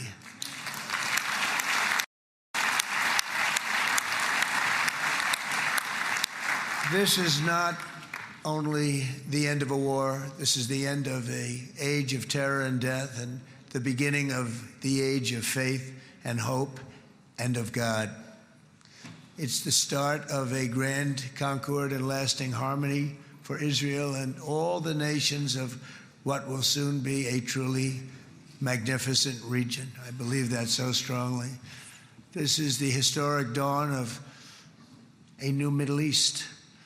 I want to express my gratitude to a man of exceptional courage and patriotism whose partnership did so much to make this momentous day possible.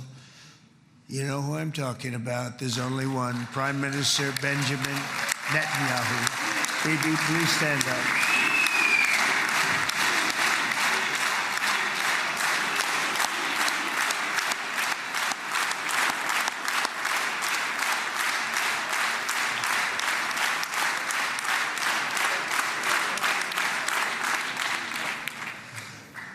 And he is not easy, I want to tell you. He's not the easiest guy to deal with, but that's what makes him great.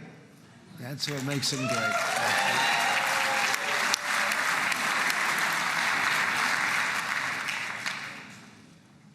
Thank you very much, baby. Great job.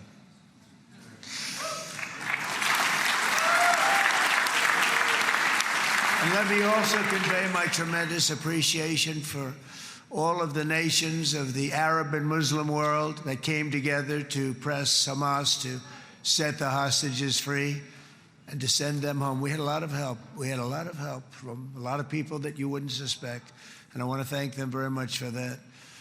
It's an incredible triumph for Israel and the world to have all of these nations working together as partners in peace. And it's pretty unusual for you to see that, but it happened in this case. This was a very unusual point in time, a brilliant point in time. Generations from now, this will be remembered as the moment that everything began to change, and change very much for the better. Like the USA right now, it will be the golden age of Israel and the golden age of the Middle East. It's going to work together. I'd like to thank several great American patriots for their invaluable help in getting something done that almost everyone thought was absolutely impossible. We were wasting our time. So many people said, "You're just wasting your time." But we weren't, because we had talented people working with us, and we had people that loved your country, and frankly, people that loved the region. They loved the Middle East. I want to thank my friend Steve Witkoff.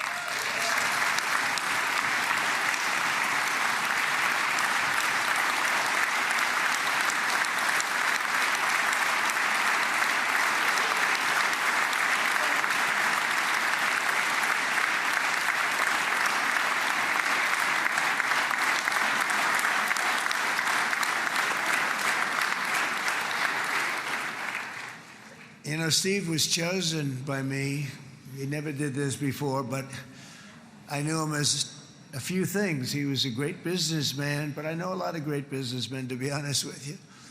He had tremendous negotiating skills, but I know a lot of people that negotiate pretty well, although it is an art. But there are people that can negotiate pretty well. But most importantly with Steve, he's just a great guy. Everybody loved him. Everybody. I mean, I know some negotiators that are so good, but you wouldn't have had peace in the Middle East. It would be in World War III right now with some of these guys. Everybody loves Steve, and they respect him, and they somehow can relate to him. I've known him for many years, and I've seen it over and over again. הכנסת עודה. להוציא את חבר הכנסת עודה. להוציא אותו מהאולם. להוציא אותו מיד. החוצה, החוצה.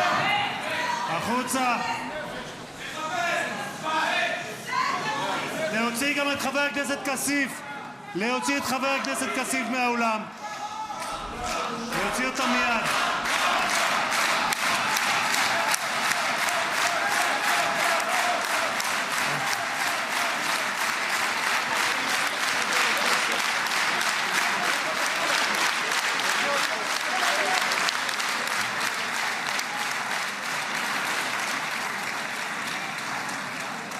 Sorry for that, Mr. President. Thank you. Please.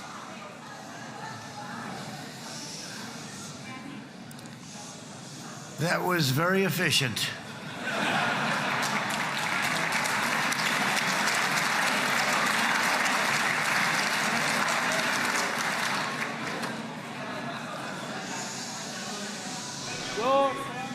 So back to Steve.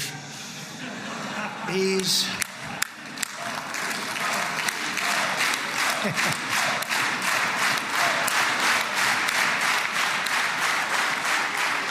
But I tell one story because he was so involved, and then we called in Jared. We need that brain on occasion. We got to get Jared in here. We got to get a certain group of people. But Steve started this all by himself. I call him Henry Kissinger, who doesn't leak. Okay? Henry is a big leaker. He leaked. Steve doesn't leak. Steve just wants to get the job done. He wants to do what's right. But I'll give you just a quick story because, as you know, he's working on the war with Russia and Ukraine, a war that would have never happened if I were president. A shame. 7,000 young soldiers a week are being killed. More than that this last week. It's a shame. It should have never happened. But it did happen, and we won the race, and I took over this horrible war that's been raging, and I thought it would be easily settled. I thought it was a hell of a lot easier than doing what we just did very successfully with Israel and a lot of other people. But this came first, and we'll get that one. But I set up a meeting for him to meet with President Putin, thinking it would be a 15 or a 20-minute meeting. Steve had no idea about Russia, had no idea about Putin too much, didn't know too much about politics, wasn't that interested. He was really good at real estate, but he had that quality that I was looking for, and I didn't see it around in too many ways. And I set up the meeting with Putin, and I called. I said, is Steve finished yet? That was about a half an hour into the meeting. No, sir, he's not. He's still inside. This is in Moscow. I said, well, how's he doing? I don't know, sir. He's still inside. I called up an hour later. Let me speak to Steve. Sir, he's still with Putin. He's with President Putin. I said, wow, that's a long meeting, 1 hour. I called up an hour later, he was still with Putin. 3 hours later, he was still with Putin. 4 hours later, he started to get the word that he was going to be coming out soon. And in 5 hours, he came out. I said, what the hell were you talking about for 5 hours? And he says, just a lot of interesting things. We're talking about a lot of interesting things, including what he went in there for, but you can't talk about it for 5. You can talk about it for a certain period of time, and you know what you're getting. But that's a talent. That's a talent where you can do that. Most people I'd send in, number one, they wouldn't be accepted. Number two, if they were, the meeting would last 5 minutes. And that's what happens with Steve. Everybody loves him. They love him on this side. They love him on the other side. And he really is. He's a great negotiator because he's a great guy. So thank you very much, Steve. Very much.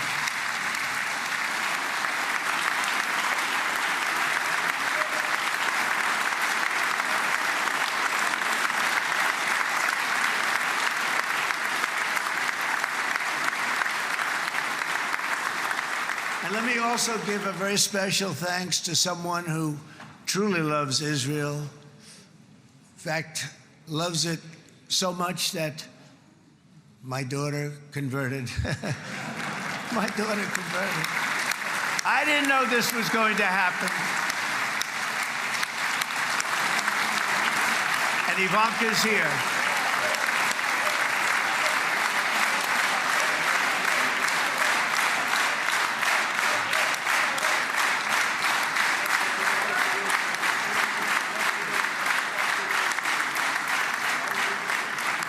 Bibi, you do know this was not in the cards for me. You understand that. And she is so happy, and they are so happy.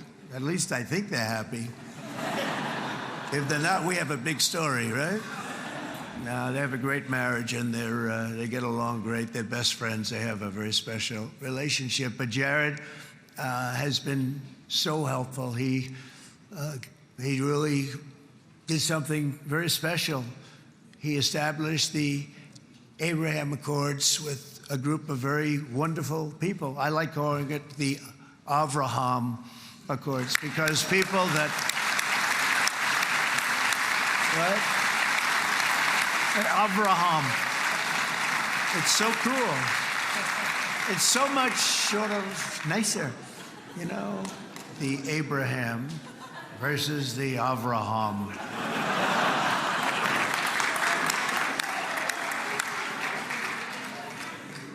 I just don't want to sound too sanctimonious when I do it, so, you know, I sort of split it up. This way we keep everybody happy. But we have some very great talent, and they have no excuses for anything that's taken place, because we had some unbelievably good people working on this. And then you're going to add a man named Marco Rubio, who is also here. That's right.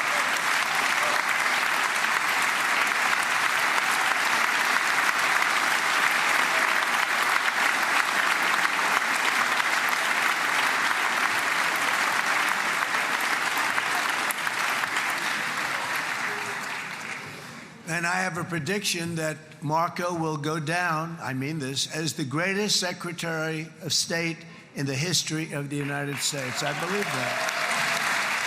I believe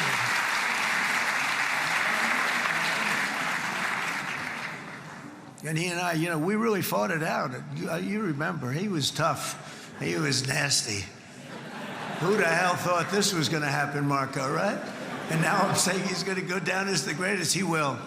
He was always smart and sharp, and people respect him. And then we have somebody who's young, but an unbelievable leader. I saw it a long time ago, and he's turned out to be even better than we thought. Right, Susie? I think even better. And that's Pete Hegseth, who is our Secretary of War, formerly Secretary of Defense.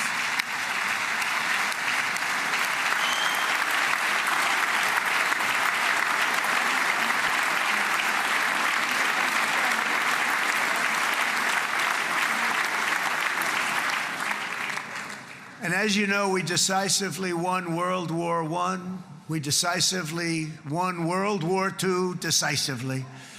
And everything in between and everything before it, we won everything. And then they had the brilliant idea of changing the name from war, you know, it was war, to defense. And with that went a certain thinking. And we fought in a very politically correct way after that. We always had the strongest military, and now we have a stronger military than we've ever had before. Because of my first term, I've totally rebuilt the military, every aspect of it. But we have, if you think, we settled 8 wars in 8 months. I'm now including this one, by the way, if that's okay. They may say, well, that was quick. Because yesterday I was saying 7, but now I can say 8. The hostages are back. The hostages are back.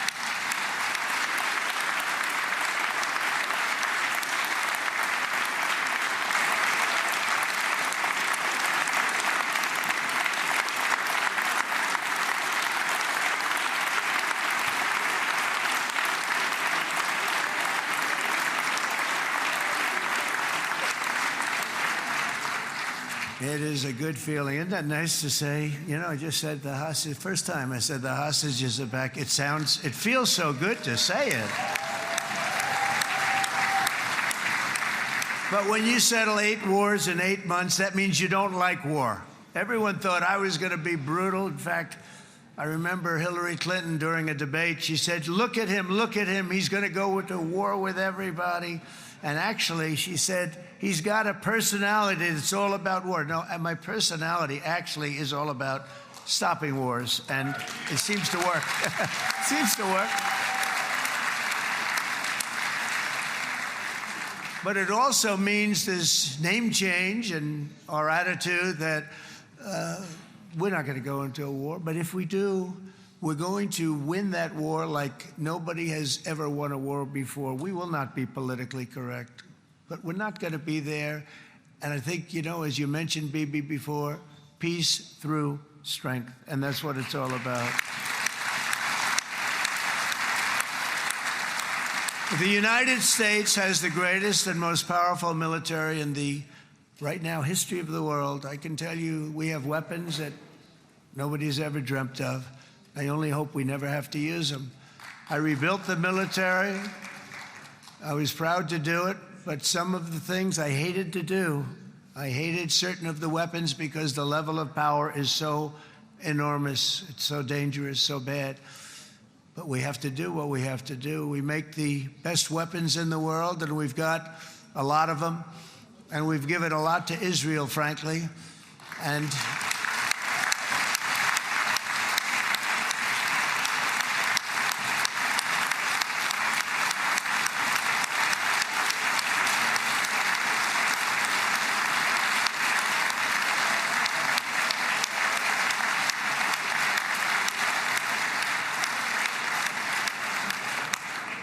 I mean, Bibi would call me so many times, can you get me this weapon, that weapon, that weapon? Some of them I never heard of, Bibi, and I made them. But we'd get them here, wouldn't we? And they are the best. They are the best. But you used them well. It also takes people that know how to use them. And you obviously used them very well. But so many that Israel became strong and powerful, which ultimately led to peace. That's what led to peace. So as we celebrate today, let us remember how this nightmare of depravity and death all began. 2 years ago, on the eve of the Simchat Torah holiday, thousands of innocent Israeli civilians were attacked by terrorists, and one of the most evil and heinous desecrations of innocent life the world has ever seen, the worst slaughter of Jews since the Holocaust. The cruelty of October 7th struck to the core of humanity itself. Nobody could believe what they were witnessing. The United States of America grieved alongside you, and we mourned for our own citizens who were so viciously taken that day. And to all the families whose lives were forever changed by the atrocities of that day, and all of the people of Israel, please know that America joins you in those two everlasting vows: never forget and never again.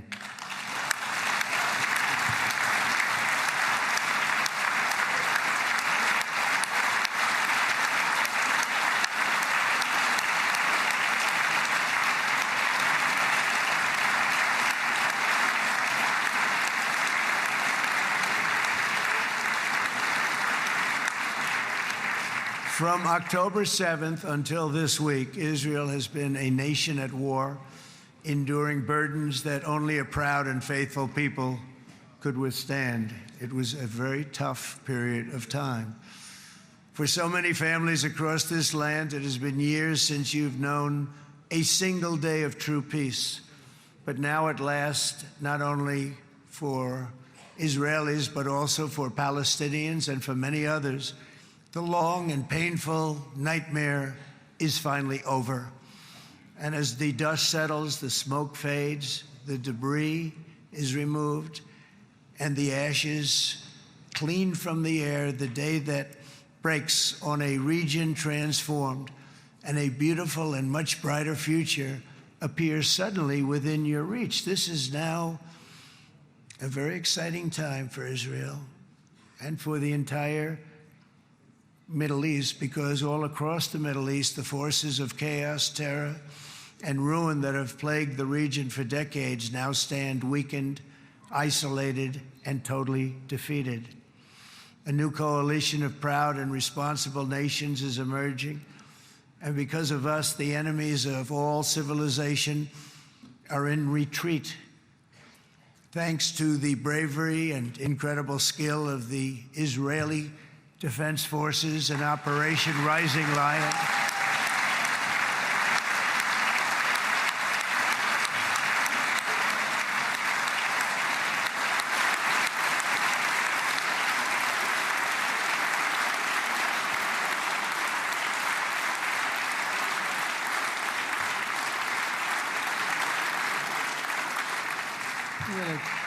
Guy's central casting. Let's put him in a movie. Look at him.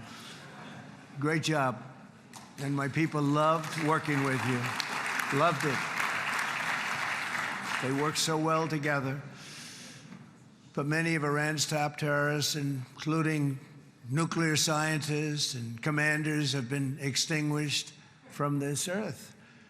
And with Operation Midnight Hammer, boy, that's a great name for that, what we did.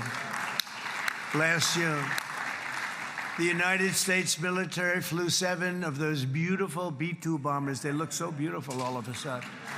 They were always, I thought they were pretty planes. I had no idea they could do what they did. In fact, we just ordered 28 more of them. A little updated version. We ordered a whole pile of them. And almost 100 other planes went with them, including fighter jets. And we had 52 tankers, big, beautiful, brand new tankers that were loading them up 4 or 5 times. They've traveled 37 hours back and forth, think of that. But we had tankers all over the sky for all the other planes. We had the F-22s, the F-35s, F-16s. We had a hell of a lot of planes.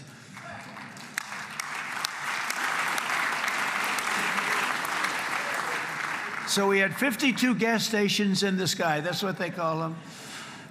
I'll tell you, I wouldn't want to be flying one of them. We have our great General Raisin Cain right here. General, stand up. This guy, what a general.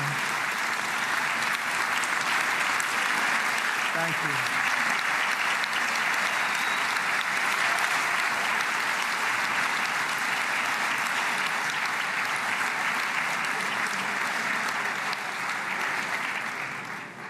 I asked General Cain, I said, you know, we're having problems with ISIS, and I was in Washington, and I asked, how long would it take to defeat ISIS? And my Washington generals told me, 3, 4, maybe 5 years, sir.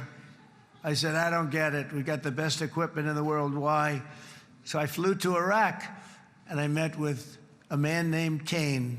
He said, what's your first name? He said, they call me Raisin, sir. I said, wait a minute, your name is Raisin Cain? I've been looking for you for a long time. You gotta be kidding. So they told me 3, 4, 5 years to defeat ISIS. And I sit down with him and I say, why is it? I flew there in the dark of night. I landed, I'll never forget it. It was quite a trip. I'm glad I made it because I met him. I said, could I ask you, General? I come down. He said with another general and a sergeant. Everybody was like central casting. They could go into a movie right now. Between him and you guys over here, we could get rich making movies, okay? And they got along so great. That's the beautiful thing, that your military and our military, Bibi, got along so great. But I was told by the television generals in Washington, we have the best equipment in the world. Why is it taking so long? And they said, 4 years. I said, so let me ask you, Raisin, how long would it take you to defeat ISIS? Sir, we can do it in 3 weeks, but you'll probably have some time left over. I said, you gotta be kidding. What the hell are you talking about? They said 4 years. I said, well, sir, look, it's not my place to say, but you're asking me the question. What you have to do is you hit him from the west, you hit him from the north, you hit him from the south, you hit him above, you hit him below. I said, so why didn't they do it? And he didn't want to speak badly of his superiors, which is hard to believe they were his superiors. It should have been the other way around a long time ago, because he's the one that did Operation Hammer. It was flawless. It was flawless. It was absolutely flawless.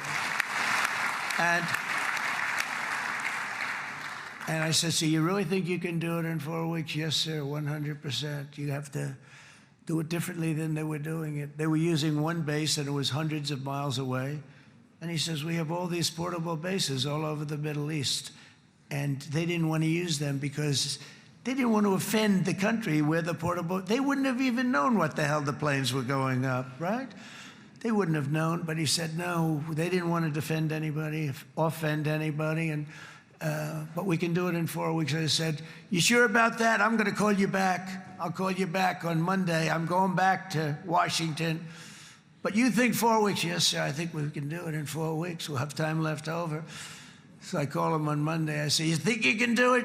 4 weeks. I said, go ahead and do it. He did it. I'll tell you, he did it in 4 weeks, less than 4 weeks. So, General, stand up, please. Again, this is a real general. This is not a television general. He doesn't want to go on television.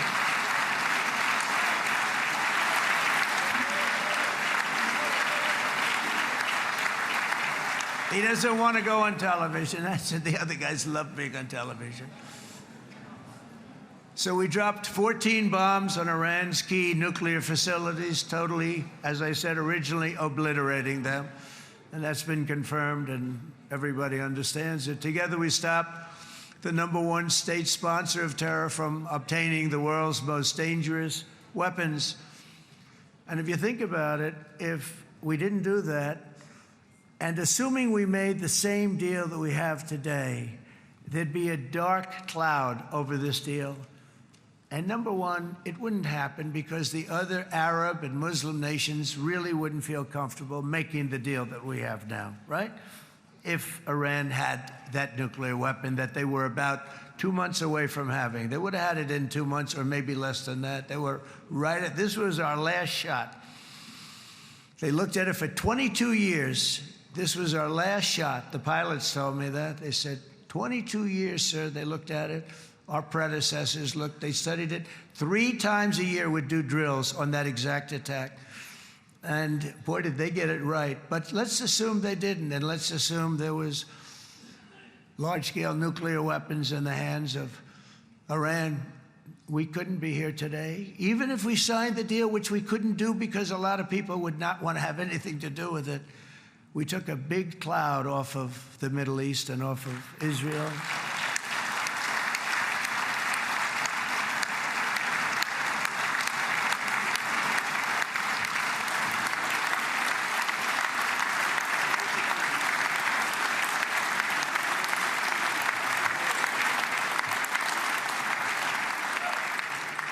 And it was my honor to help. But it isn't it true, though, that can you imagine the same, let's assume, Bibi, the same documents, we had everything the same, but you had somebody out there that was, in the opinion of everybody, all-powerful in the Middle East. They took a big hit, didn't they? Didn't they take a big hit? Boy, oh boy.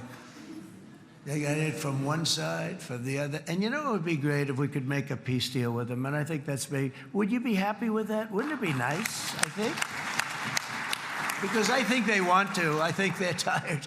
Somebody said, sir, they're starting their nuclear program again. I said, let me tell you something. They're not starting anything. They want to survive. The last thing they want to do is start digging holes again in mountains that just got blown up and start. They're not doing it. They want to survive, okay? But I think we have a chance. Steve, you, and I think Jared, come on, I'll call you back for another one.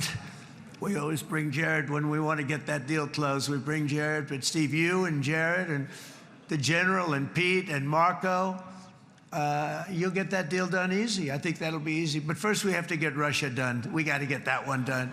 If you don't mind, Steve, let's focus on Russia first, all right? We'll get it done. In Lebanon, the dagger of Hezbollah, long aimed at Israel's throat, has been totally shattered. My administration is actively supporting the new president of Lebanon in his mission to permanently disarm Hezbollah's terror brigades. He's doing very well. And build a thriving state at peace with its neighbors. And you're very much in favor of that, I know. And it's good things are happening there, really good things. And with this week's ceasefire, we've achieved the most challenging breakthrough of them all, the most challenging breakthrough maybe ever. I mean, I've never seen anything like it. I've been involved in a lot of success. I have never seen anything like what's going on today all over the world. People are dancing in the streets, not just in Israel. They're dancing in the streets of countries that would have never danced in the street about what's happening today. They're dancing in those streets. So this long and difficult war has now ended. You know, some people say 3,000 years, some people say 500 years, whatever it is. It's the granddaddy of them all. And in an unprecedented achievement, virtually the entire region has endorsed the plan that Gaza will be immediately demilitarized, that Hamas will be disarmed, and Israel's security will no longer be threatened in any way, shape, or form.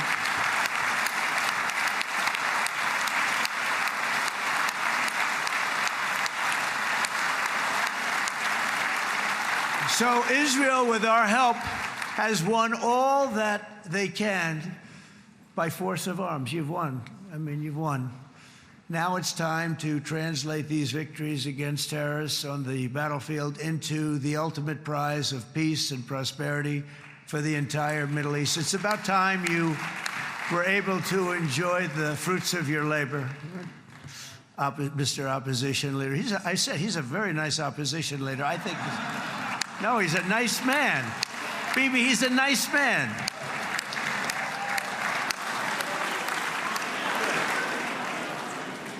He knows what he's doing, right? No, he's a very nice guy. Well, see, now you can be a little bit nicer, Bibi, because you're not at war anymore, Bibi.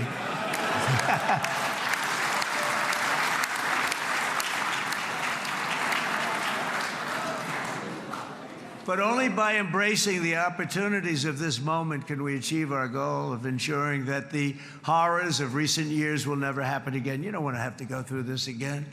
8 years ago, I came to this region on a very special first trip abroad as the President of the United States. I came here very early at your request.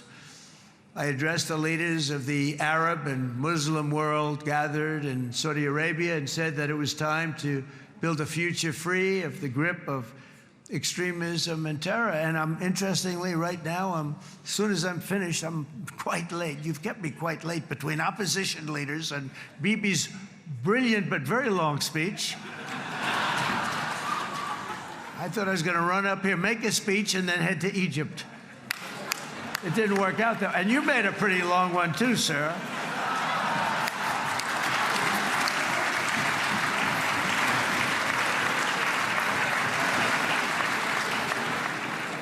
But I liked what you all said. It could be worse. Supposing on top of it, I didn't like what you said. That would be no good, Ron, would it?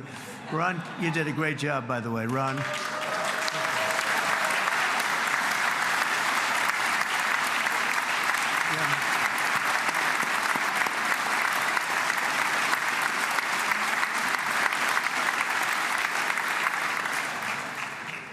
So I'm going to be meeting, actually, in a little while, I'm going to be meeting with the most powerful, the richest nations, really, in the world, although now, with the tariffs, the United States is by far the richest nation in the world, as you probably have been reading. But the richest nations, most powerful nations, you know, tremendous, headed by some tremendous people in many cases. Some cases I wouldn't say necessarily I would endorse. But I will tell you, some incredible people that really helped us make this all possible. So I'll be going there. I'll be quite late. They might not be there by the time I get there. But we're going to give it a shot. But the journey we started back then led to the crushing defeat of the ISIS caliphate, to the monumental Abraham Accords, and ultimately to the historic ceasefire this week, in which many of those same nations really played a very pivotal role, I have to tell you. Steve will tell you that. Jared will tell you that. Together, we've shown that peace is not just a hope that we can dream about. It's a reality we can build upon day by day, person by person, and nation by nation. And because of that, the Middle East is finally ready to embrace its extraordinary potential. You have extraordinary potential in this region. It should now be clear to everyone throughout the region that decades of fomenting terrorism and extremism, jihadism and anti-Semitism have not worked. They haven't worked. They've been a disaster. They've just killed. They've killed. They've backfired completely and totally. They've just totally backfired. Everything that you thought, take it worst case, it's turned out to be worse than that. They have not worked. From Gaza to Iran, those bitter hatreds have delivered nothing but misery, suffering, failure, and death. They've served not to weaken Israel, but to annihilate the very forces that did the most to foment this hatred. And it's really, I mean, everybody that's tried it has become irrelevant. Meanwhile, we've seen those nations that set aside their differences, reached across ancient divides, and pursued engagement are now among the most successful in the region. They're getting along with Israel, and they're doing great. And I can tell you the 4 nations that joined the Abraham Accords early on, and you'd all be doing me a favor, and I'm going to be saying this in a little while to some other friends, would love you all to, is this right, Jared? Join up in the Abraham Accords. We have to join up and get together. You can have that whole thing filled out. We had a very weak administration, worst president in the history of our country by far. And Barack Obama was not far behind, by the way.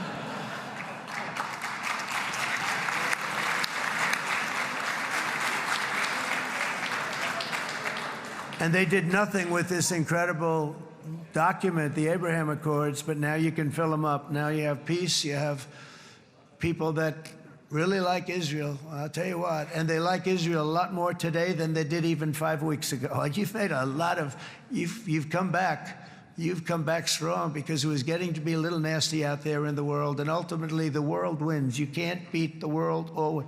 I would say to Bibi, it's now time, and he understood it better than anybody, because ultimately, you know, the world's a very big place. And I've said a lot. I said, this piece of land is very small. It's unbelievable what you've done with that tiny, you look at a map even of just, not the world, the Middle East, and you have this little dot. And think of what you've done. It's incredible. It's incredible.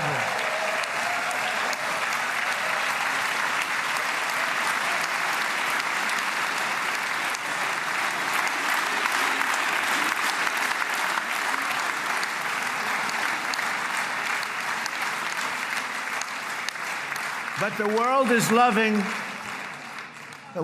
loving Israel again. And I said to Bibi, you know, the world is big and it's strong.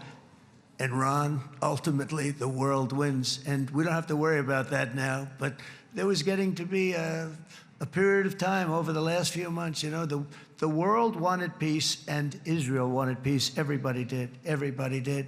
And what a victory it's been, right? What a victory it's been.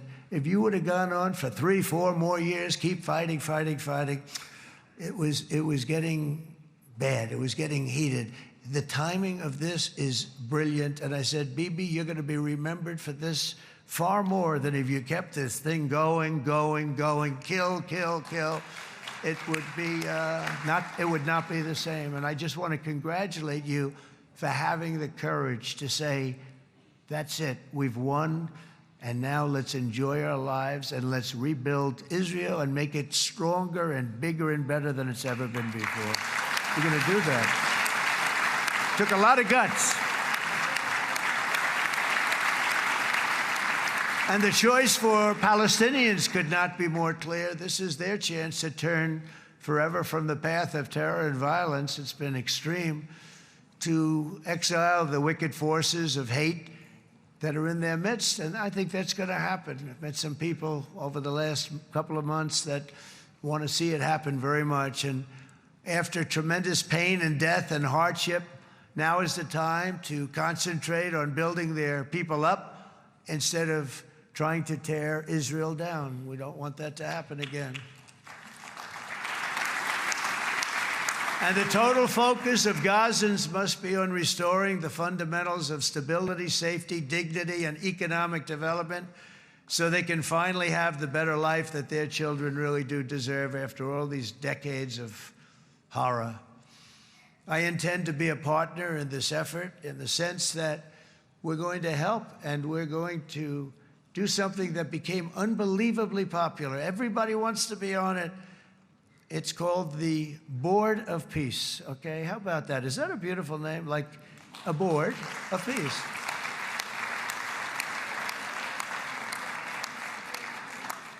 The only bad thing from my standpoint, every single nation involved has asked me to be the chair, and I'll tell you, I'm very busy. I didn't count on that, but you know what? If we do it, we'll do it right, and we have unbelievable power and wealth, because you're going to need wealth. You're going to need wealth to rebuild things, and they have wealth like few people have wealth. I want to thank the Arab and Muslim nations for their commitment that they've made to support a safe rebuilding of Gaza and beyond. I have many Arab countries, very wealthy countries, that came up and said, we'll put up tremendous amounts of money to get rebuild Gaza, and I think that's going to happen. The power, they want dignity, they want to come forward, and they want to say, and I want to say who they are, because what they're doing is going to be, I think, something that you're going to be very impressed with, Bibi, and you need that. You need the kind of economic power that they have, and they want to see it work, and they want to see it be safe, and they want to see it be good for Israel, too. And as much money as it will be, and it's a lot, as you can see, it's a lot. For these countries, it's relatively little relative to their worth. It's really a lot of money like most people could never even conceive, but for these countries, it's not that much, especially because it ensures success and stability in the Middle East, which is what they want to see. So many of them will be with us in Egypt in a little while, I think. I'm not sure. They may be gone. They may have taken their Boeing 747s and left. I said, what kind of a plane do you fly? 747. I said, that's a large plane. No, they may have. Steve, do you think they've left on their their brand new Boeing 747s? Or, I don't know. We're going to find out soon. It's going to be a big story. There'll be 2 people left. And they'll be the 2 poorest ones.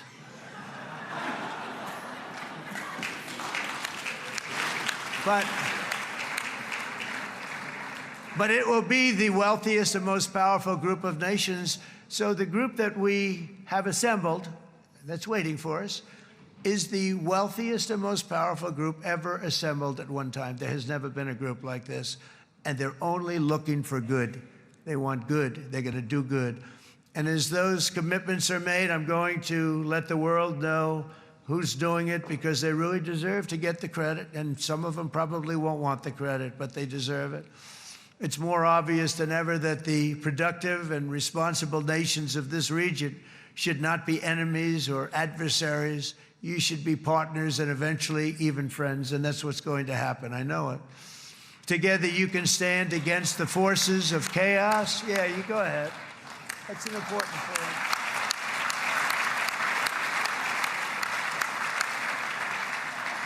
Because you can stand against the forces of chaos that threatened all of your interests, and it's always a big threat, and unleash incredible prosperity and opportunity for all the people of these lands, and that's what's going to happen. You're going to unleash numbers and success, the likes of which Israel has never been able to think of, because you're so firm, and you should be, and you've done the right thing in defending yourself. You're not going to have to worry so much about it. You've won, and now you can build, and you can do things that you never even thought possible.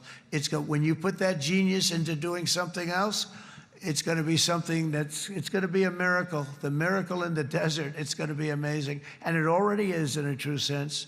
But it'll be wonderful when you can spend time thinking about other than war and defense and offense also. To that end, it's my firm hope and dream, frankly, that together the Abraham Accords will turn out to be everything that we thought they would. Those 4 countries were very, very brave in doing it. They did it at a very early point, and every single one of them benefits unbelievably financially.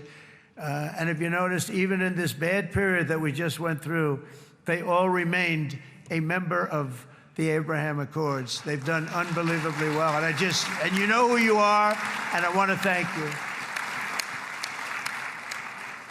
And they've stayed because of loyalty, but they've also stayed because it was really good business. They've made a lot of money being members, and you're going to all, I hope that every one of the countries that we're seeking, Jared, I hope they join quickly. No games, no nothing. Just join, get it. It's going to be a great peacemaker. It's really going to bring it together beyond anybody's wildest dream. So instead of building fortresses to keep enemies at bay, the nations of this region should be building infrastructure to weave your commerce closer together, because you've got to compete with the big world out there in commerce now. It's a different kind of competition. Instead of making weapons and missiles, the wealth of this region should flow to schools and medicine, industry, and frankly, the new hot thing, artificial intelligence.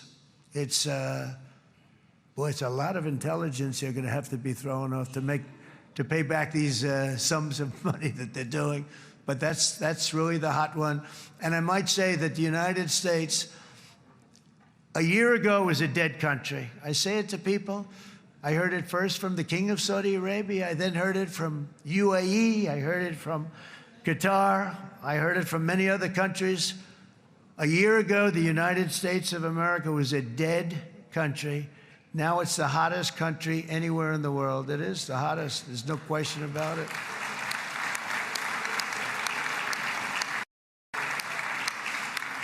In fact, if you go back a year ago, before the election, although once we had November 5th, we became hot because people got it. I would say November 5th was a time that we became really hot. But once you go back a couple of years, if I were in charge and the country was doing what they would, nobody was going to ask me to speak. Nobody asked Joe Biden to come up and speak, I guarantee you that. And if they did, he would have turned them down, I promise you. He didn't speak. He didn't speak, and he didn't speak well. But all of the countries in the Middle East, it could have, what we're doing now, it could have happened a long time ago, but it was strangled and set back almost irretrievably by the administrations of Barack Obama and then Joe Biden. It was, there was a hatred toward Israel. There was an absolute hatred. The setbacks really started when President Obama signed the Iran nuclear deal. This was a disaster for Israel, and it was a disaster for everyone. And I remember that Bibi Netanyahu came to the United States and worked so hard to try and get Obama not to do that deal.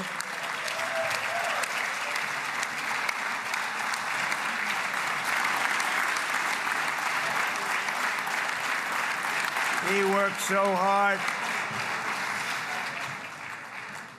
But it was like talking to a wall. I remember him telling me it was like talking to a wall. They wanted to go with Iran. They chose Iran, frankly, over a lot of other good nations, but specifically Israel.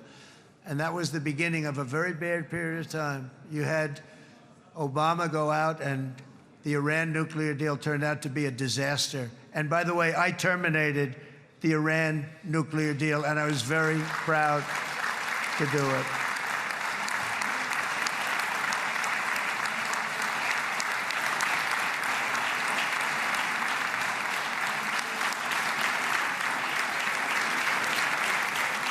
Yet even to Iran, whose regime has inflicted so much death on the Middle East, the hand of friendship and cooperation is open. I'm telling you, they want to make a deal.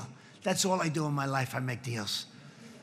I'm good at it. I've always been good at it. And I know when they want. Even if they said, we don't want to make a deal, I can tell you they want to make a deal. All right, they do. They want to make a deal, and we're going to see if we can do something, because this is crazy what's happening, and we're not going to have this anymore. Neither the United States nor Israel bear the people of Iran any hostility. We merely want to live in peace. We don't want any looming threats over our heads, and we don't want to even think in terms of nuclear destruction. It's not going to happen, never will happen. There's nothing that would do more good for this part of the world than for Iran's leaders to renounce terror, stop threatening their neighbors, quit funding their militant proxies, and finally recognize Israel's right to existence. They have to do that. They have to do that. And to Iran, and as you know, this is not said out of weakness. There's no weakness. But I'm going to say this, that we are ready when you are, and it will be the best decision that Iran has ever made. And it's going to happen. It's going to happen. And they're good people. I know a lot of Iranians in the United States. They're good people, smart, hardworking people. They don't want to see what's happened to their country. The story of fierce Israeli resolve and triumph since October 7th should be proof to the entire world that those who seek to destroy this nation are doomed to bitter failure. The state of Israel is strong, and it will live and thrive forever.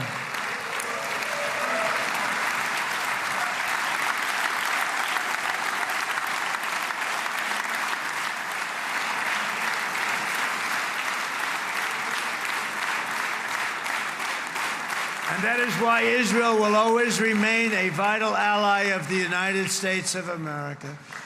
Israelis share our values, field one of the world's most powerful militaries. You really do. You have an amazing, what a job you've done. And have one of the most innovative economies on earth. Those are just a few of the reasons why I'm proud to be the best friend that Israel has ever had. And they all say it in the White House. They all say it. I guess it's true because everybody says it, baby. You said it today. Thank you. But as president, I terminated the disastrous Iran nuclear deal, and ultimately I terminated Iran's nuclear program with things called B-2 bombers. It was swift, and it was accurate, and it was a military beauty. I authorized the spending of billions of dollars, which went to Israel's defense, as you know. And after years of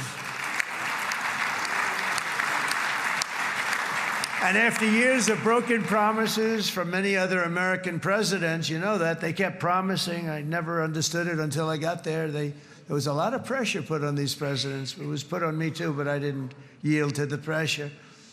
But every president for decades said, we're going to do it.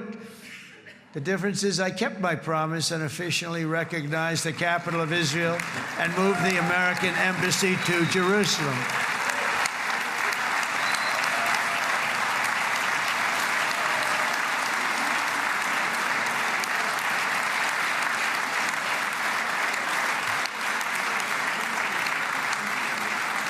Isn't that right, Miriam? Look at Miriam. She's back there. Stand up, Miriam. Stand up.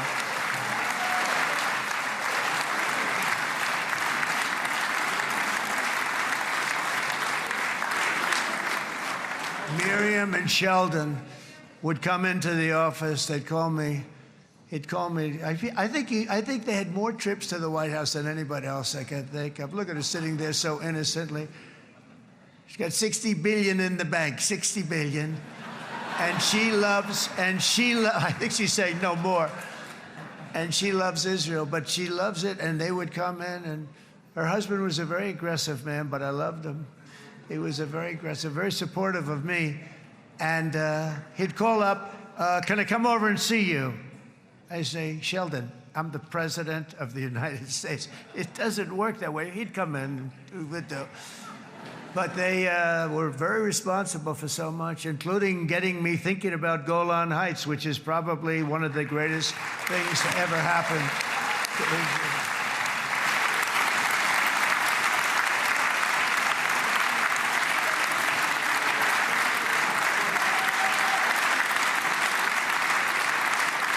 Miriam, stand up, please. She really is. I mean, she loves this country.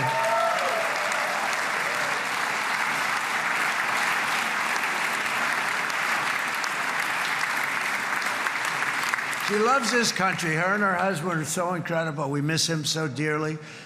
But I actually asked her, I'm going to get her in trouble with this, but I actually asked her once, I said, so Miriam, I know you love Israel. What do you love more, the United States or Israel? She refused to answer. That might mean Israel. I must tell you. We love you. Thank you, darling, for being here. That's a great honor. Great honor. She's a wonderful woman. She is a great woman. I've always stood for the people of this community, and I always will. I'll always be with you. I'm always going to be with you. I guess maybe something could happen to change my mind. Somebody that's really stupid gets into office and wants to do really bad things, but that's about it. And we don't think we're going to have that happen. I hope we're not going to have that happen. And this man is a good man right here. These two men are good men right here.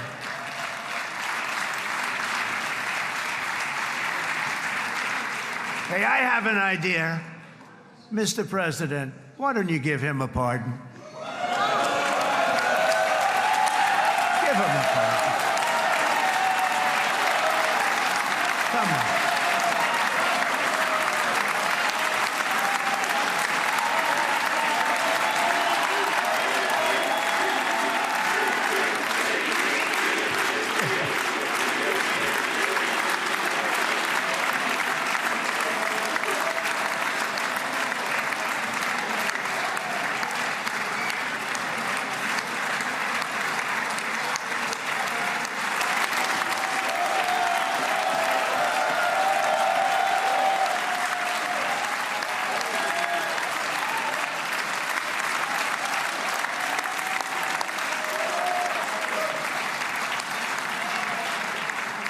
By the way, that was not in the speech, as you probably know. But I happen to like this gentleman right over here, and it just seems to make so much sense. You know, whether we like it or not, this has been one of the greatest wartime presidents. This has been one of the greatest wartime presidents. And cigars and champagne, who the hell cares about that?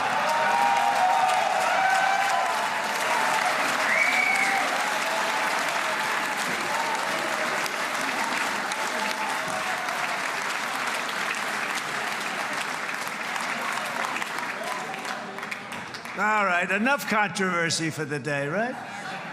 Actually, I don't think it's very controversial. So, you know, I mean, I see so popular. You are a very popular man. You know why? Because you know how to win.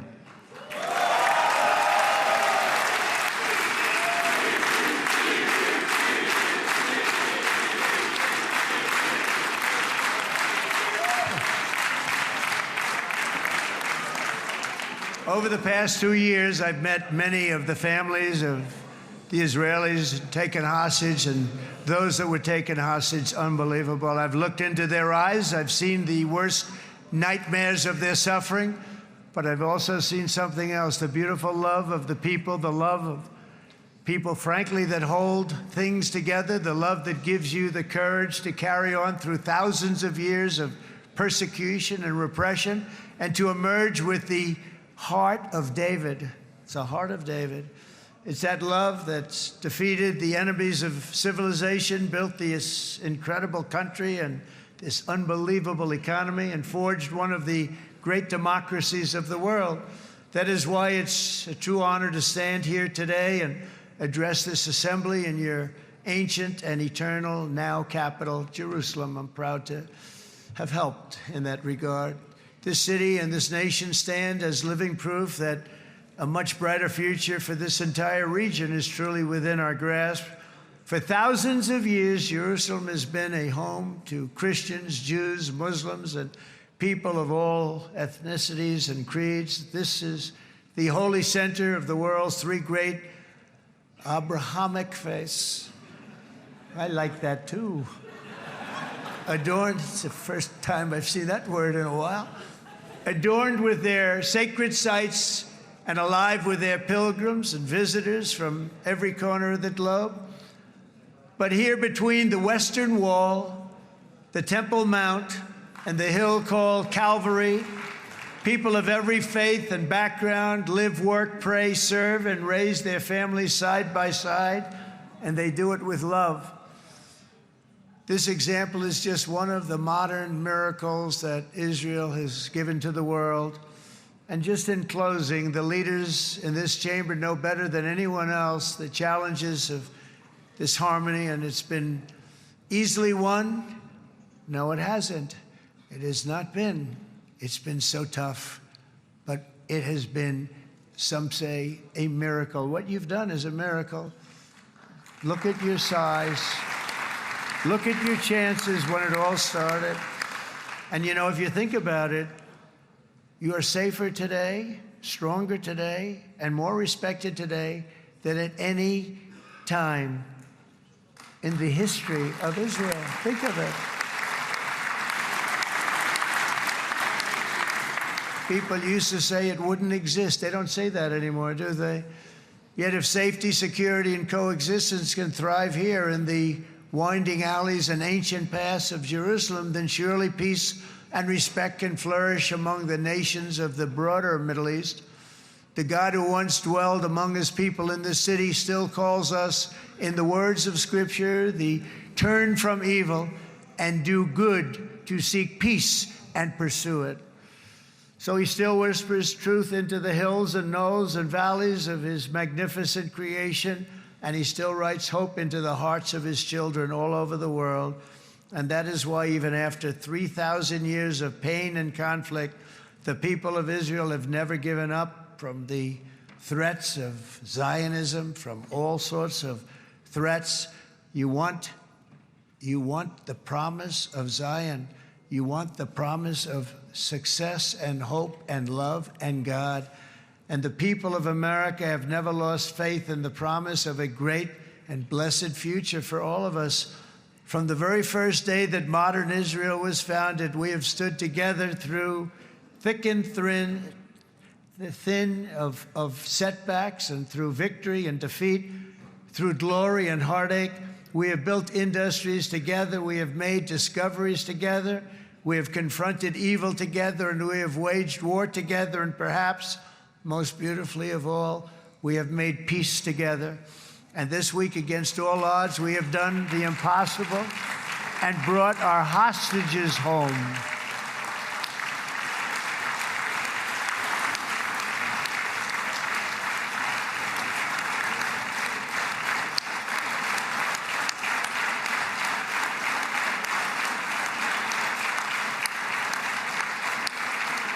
So now we're going to forge a future that is worthy of our heritage. We're going to build a legacy that all the people of this region can be proud of.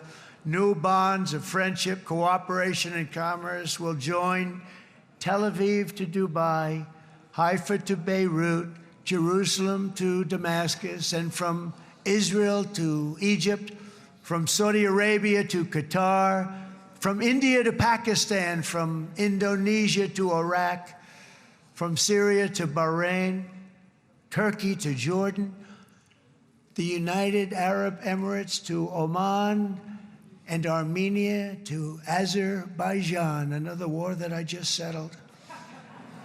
We are going to have hope, harmony, opportunity, and happiness here in the spiritual and geographic center of the entire world. That's what you are. Israel, America, and all of the nations of the Middle East will soon be safer, stronger, greater, and more prosperous than ever before.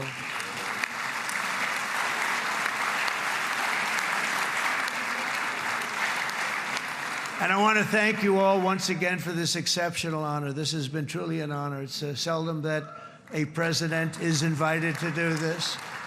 And I love Israel. I'm with you all the way. You will be bigger, better, stronger, and more loving than ever before. Thank you very much. God bless you. God bless the United States of America. And God bless the Middle East. Thank you, everybody. Good luck. Thank you very much. Thank you.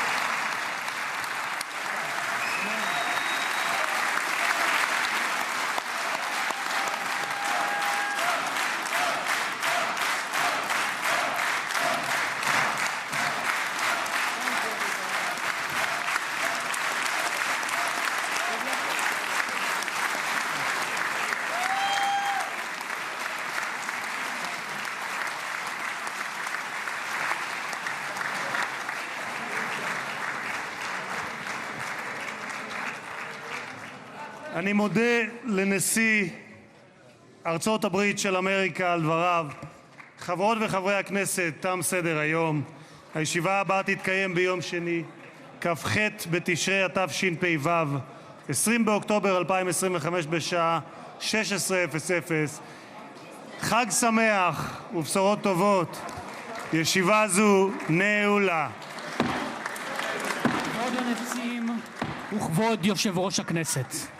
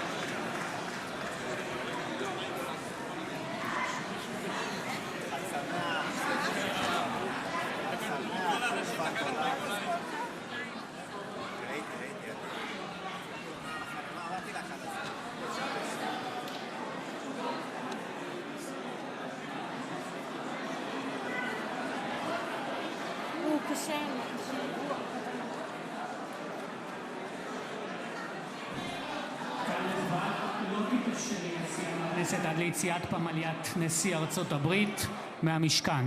תודה.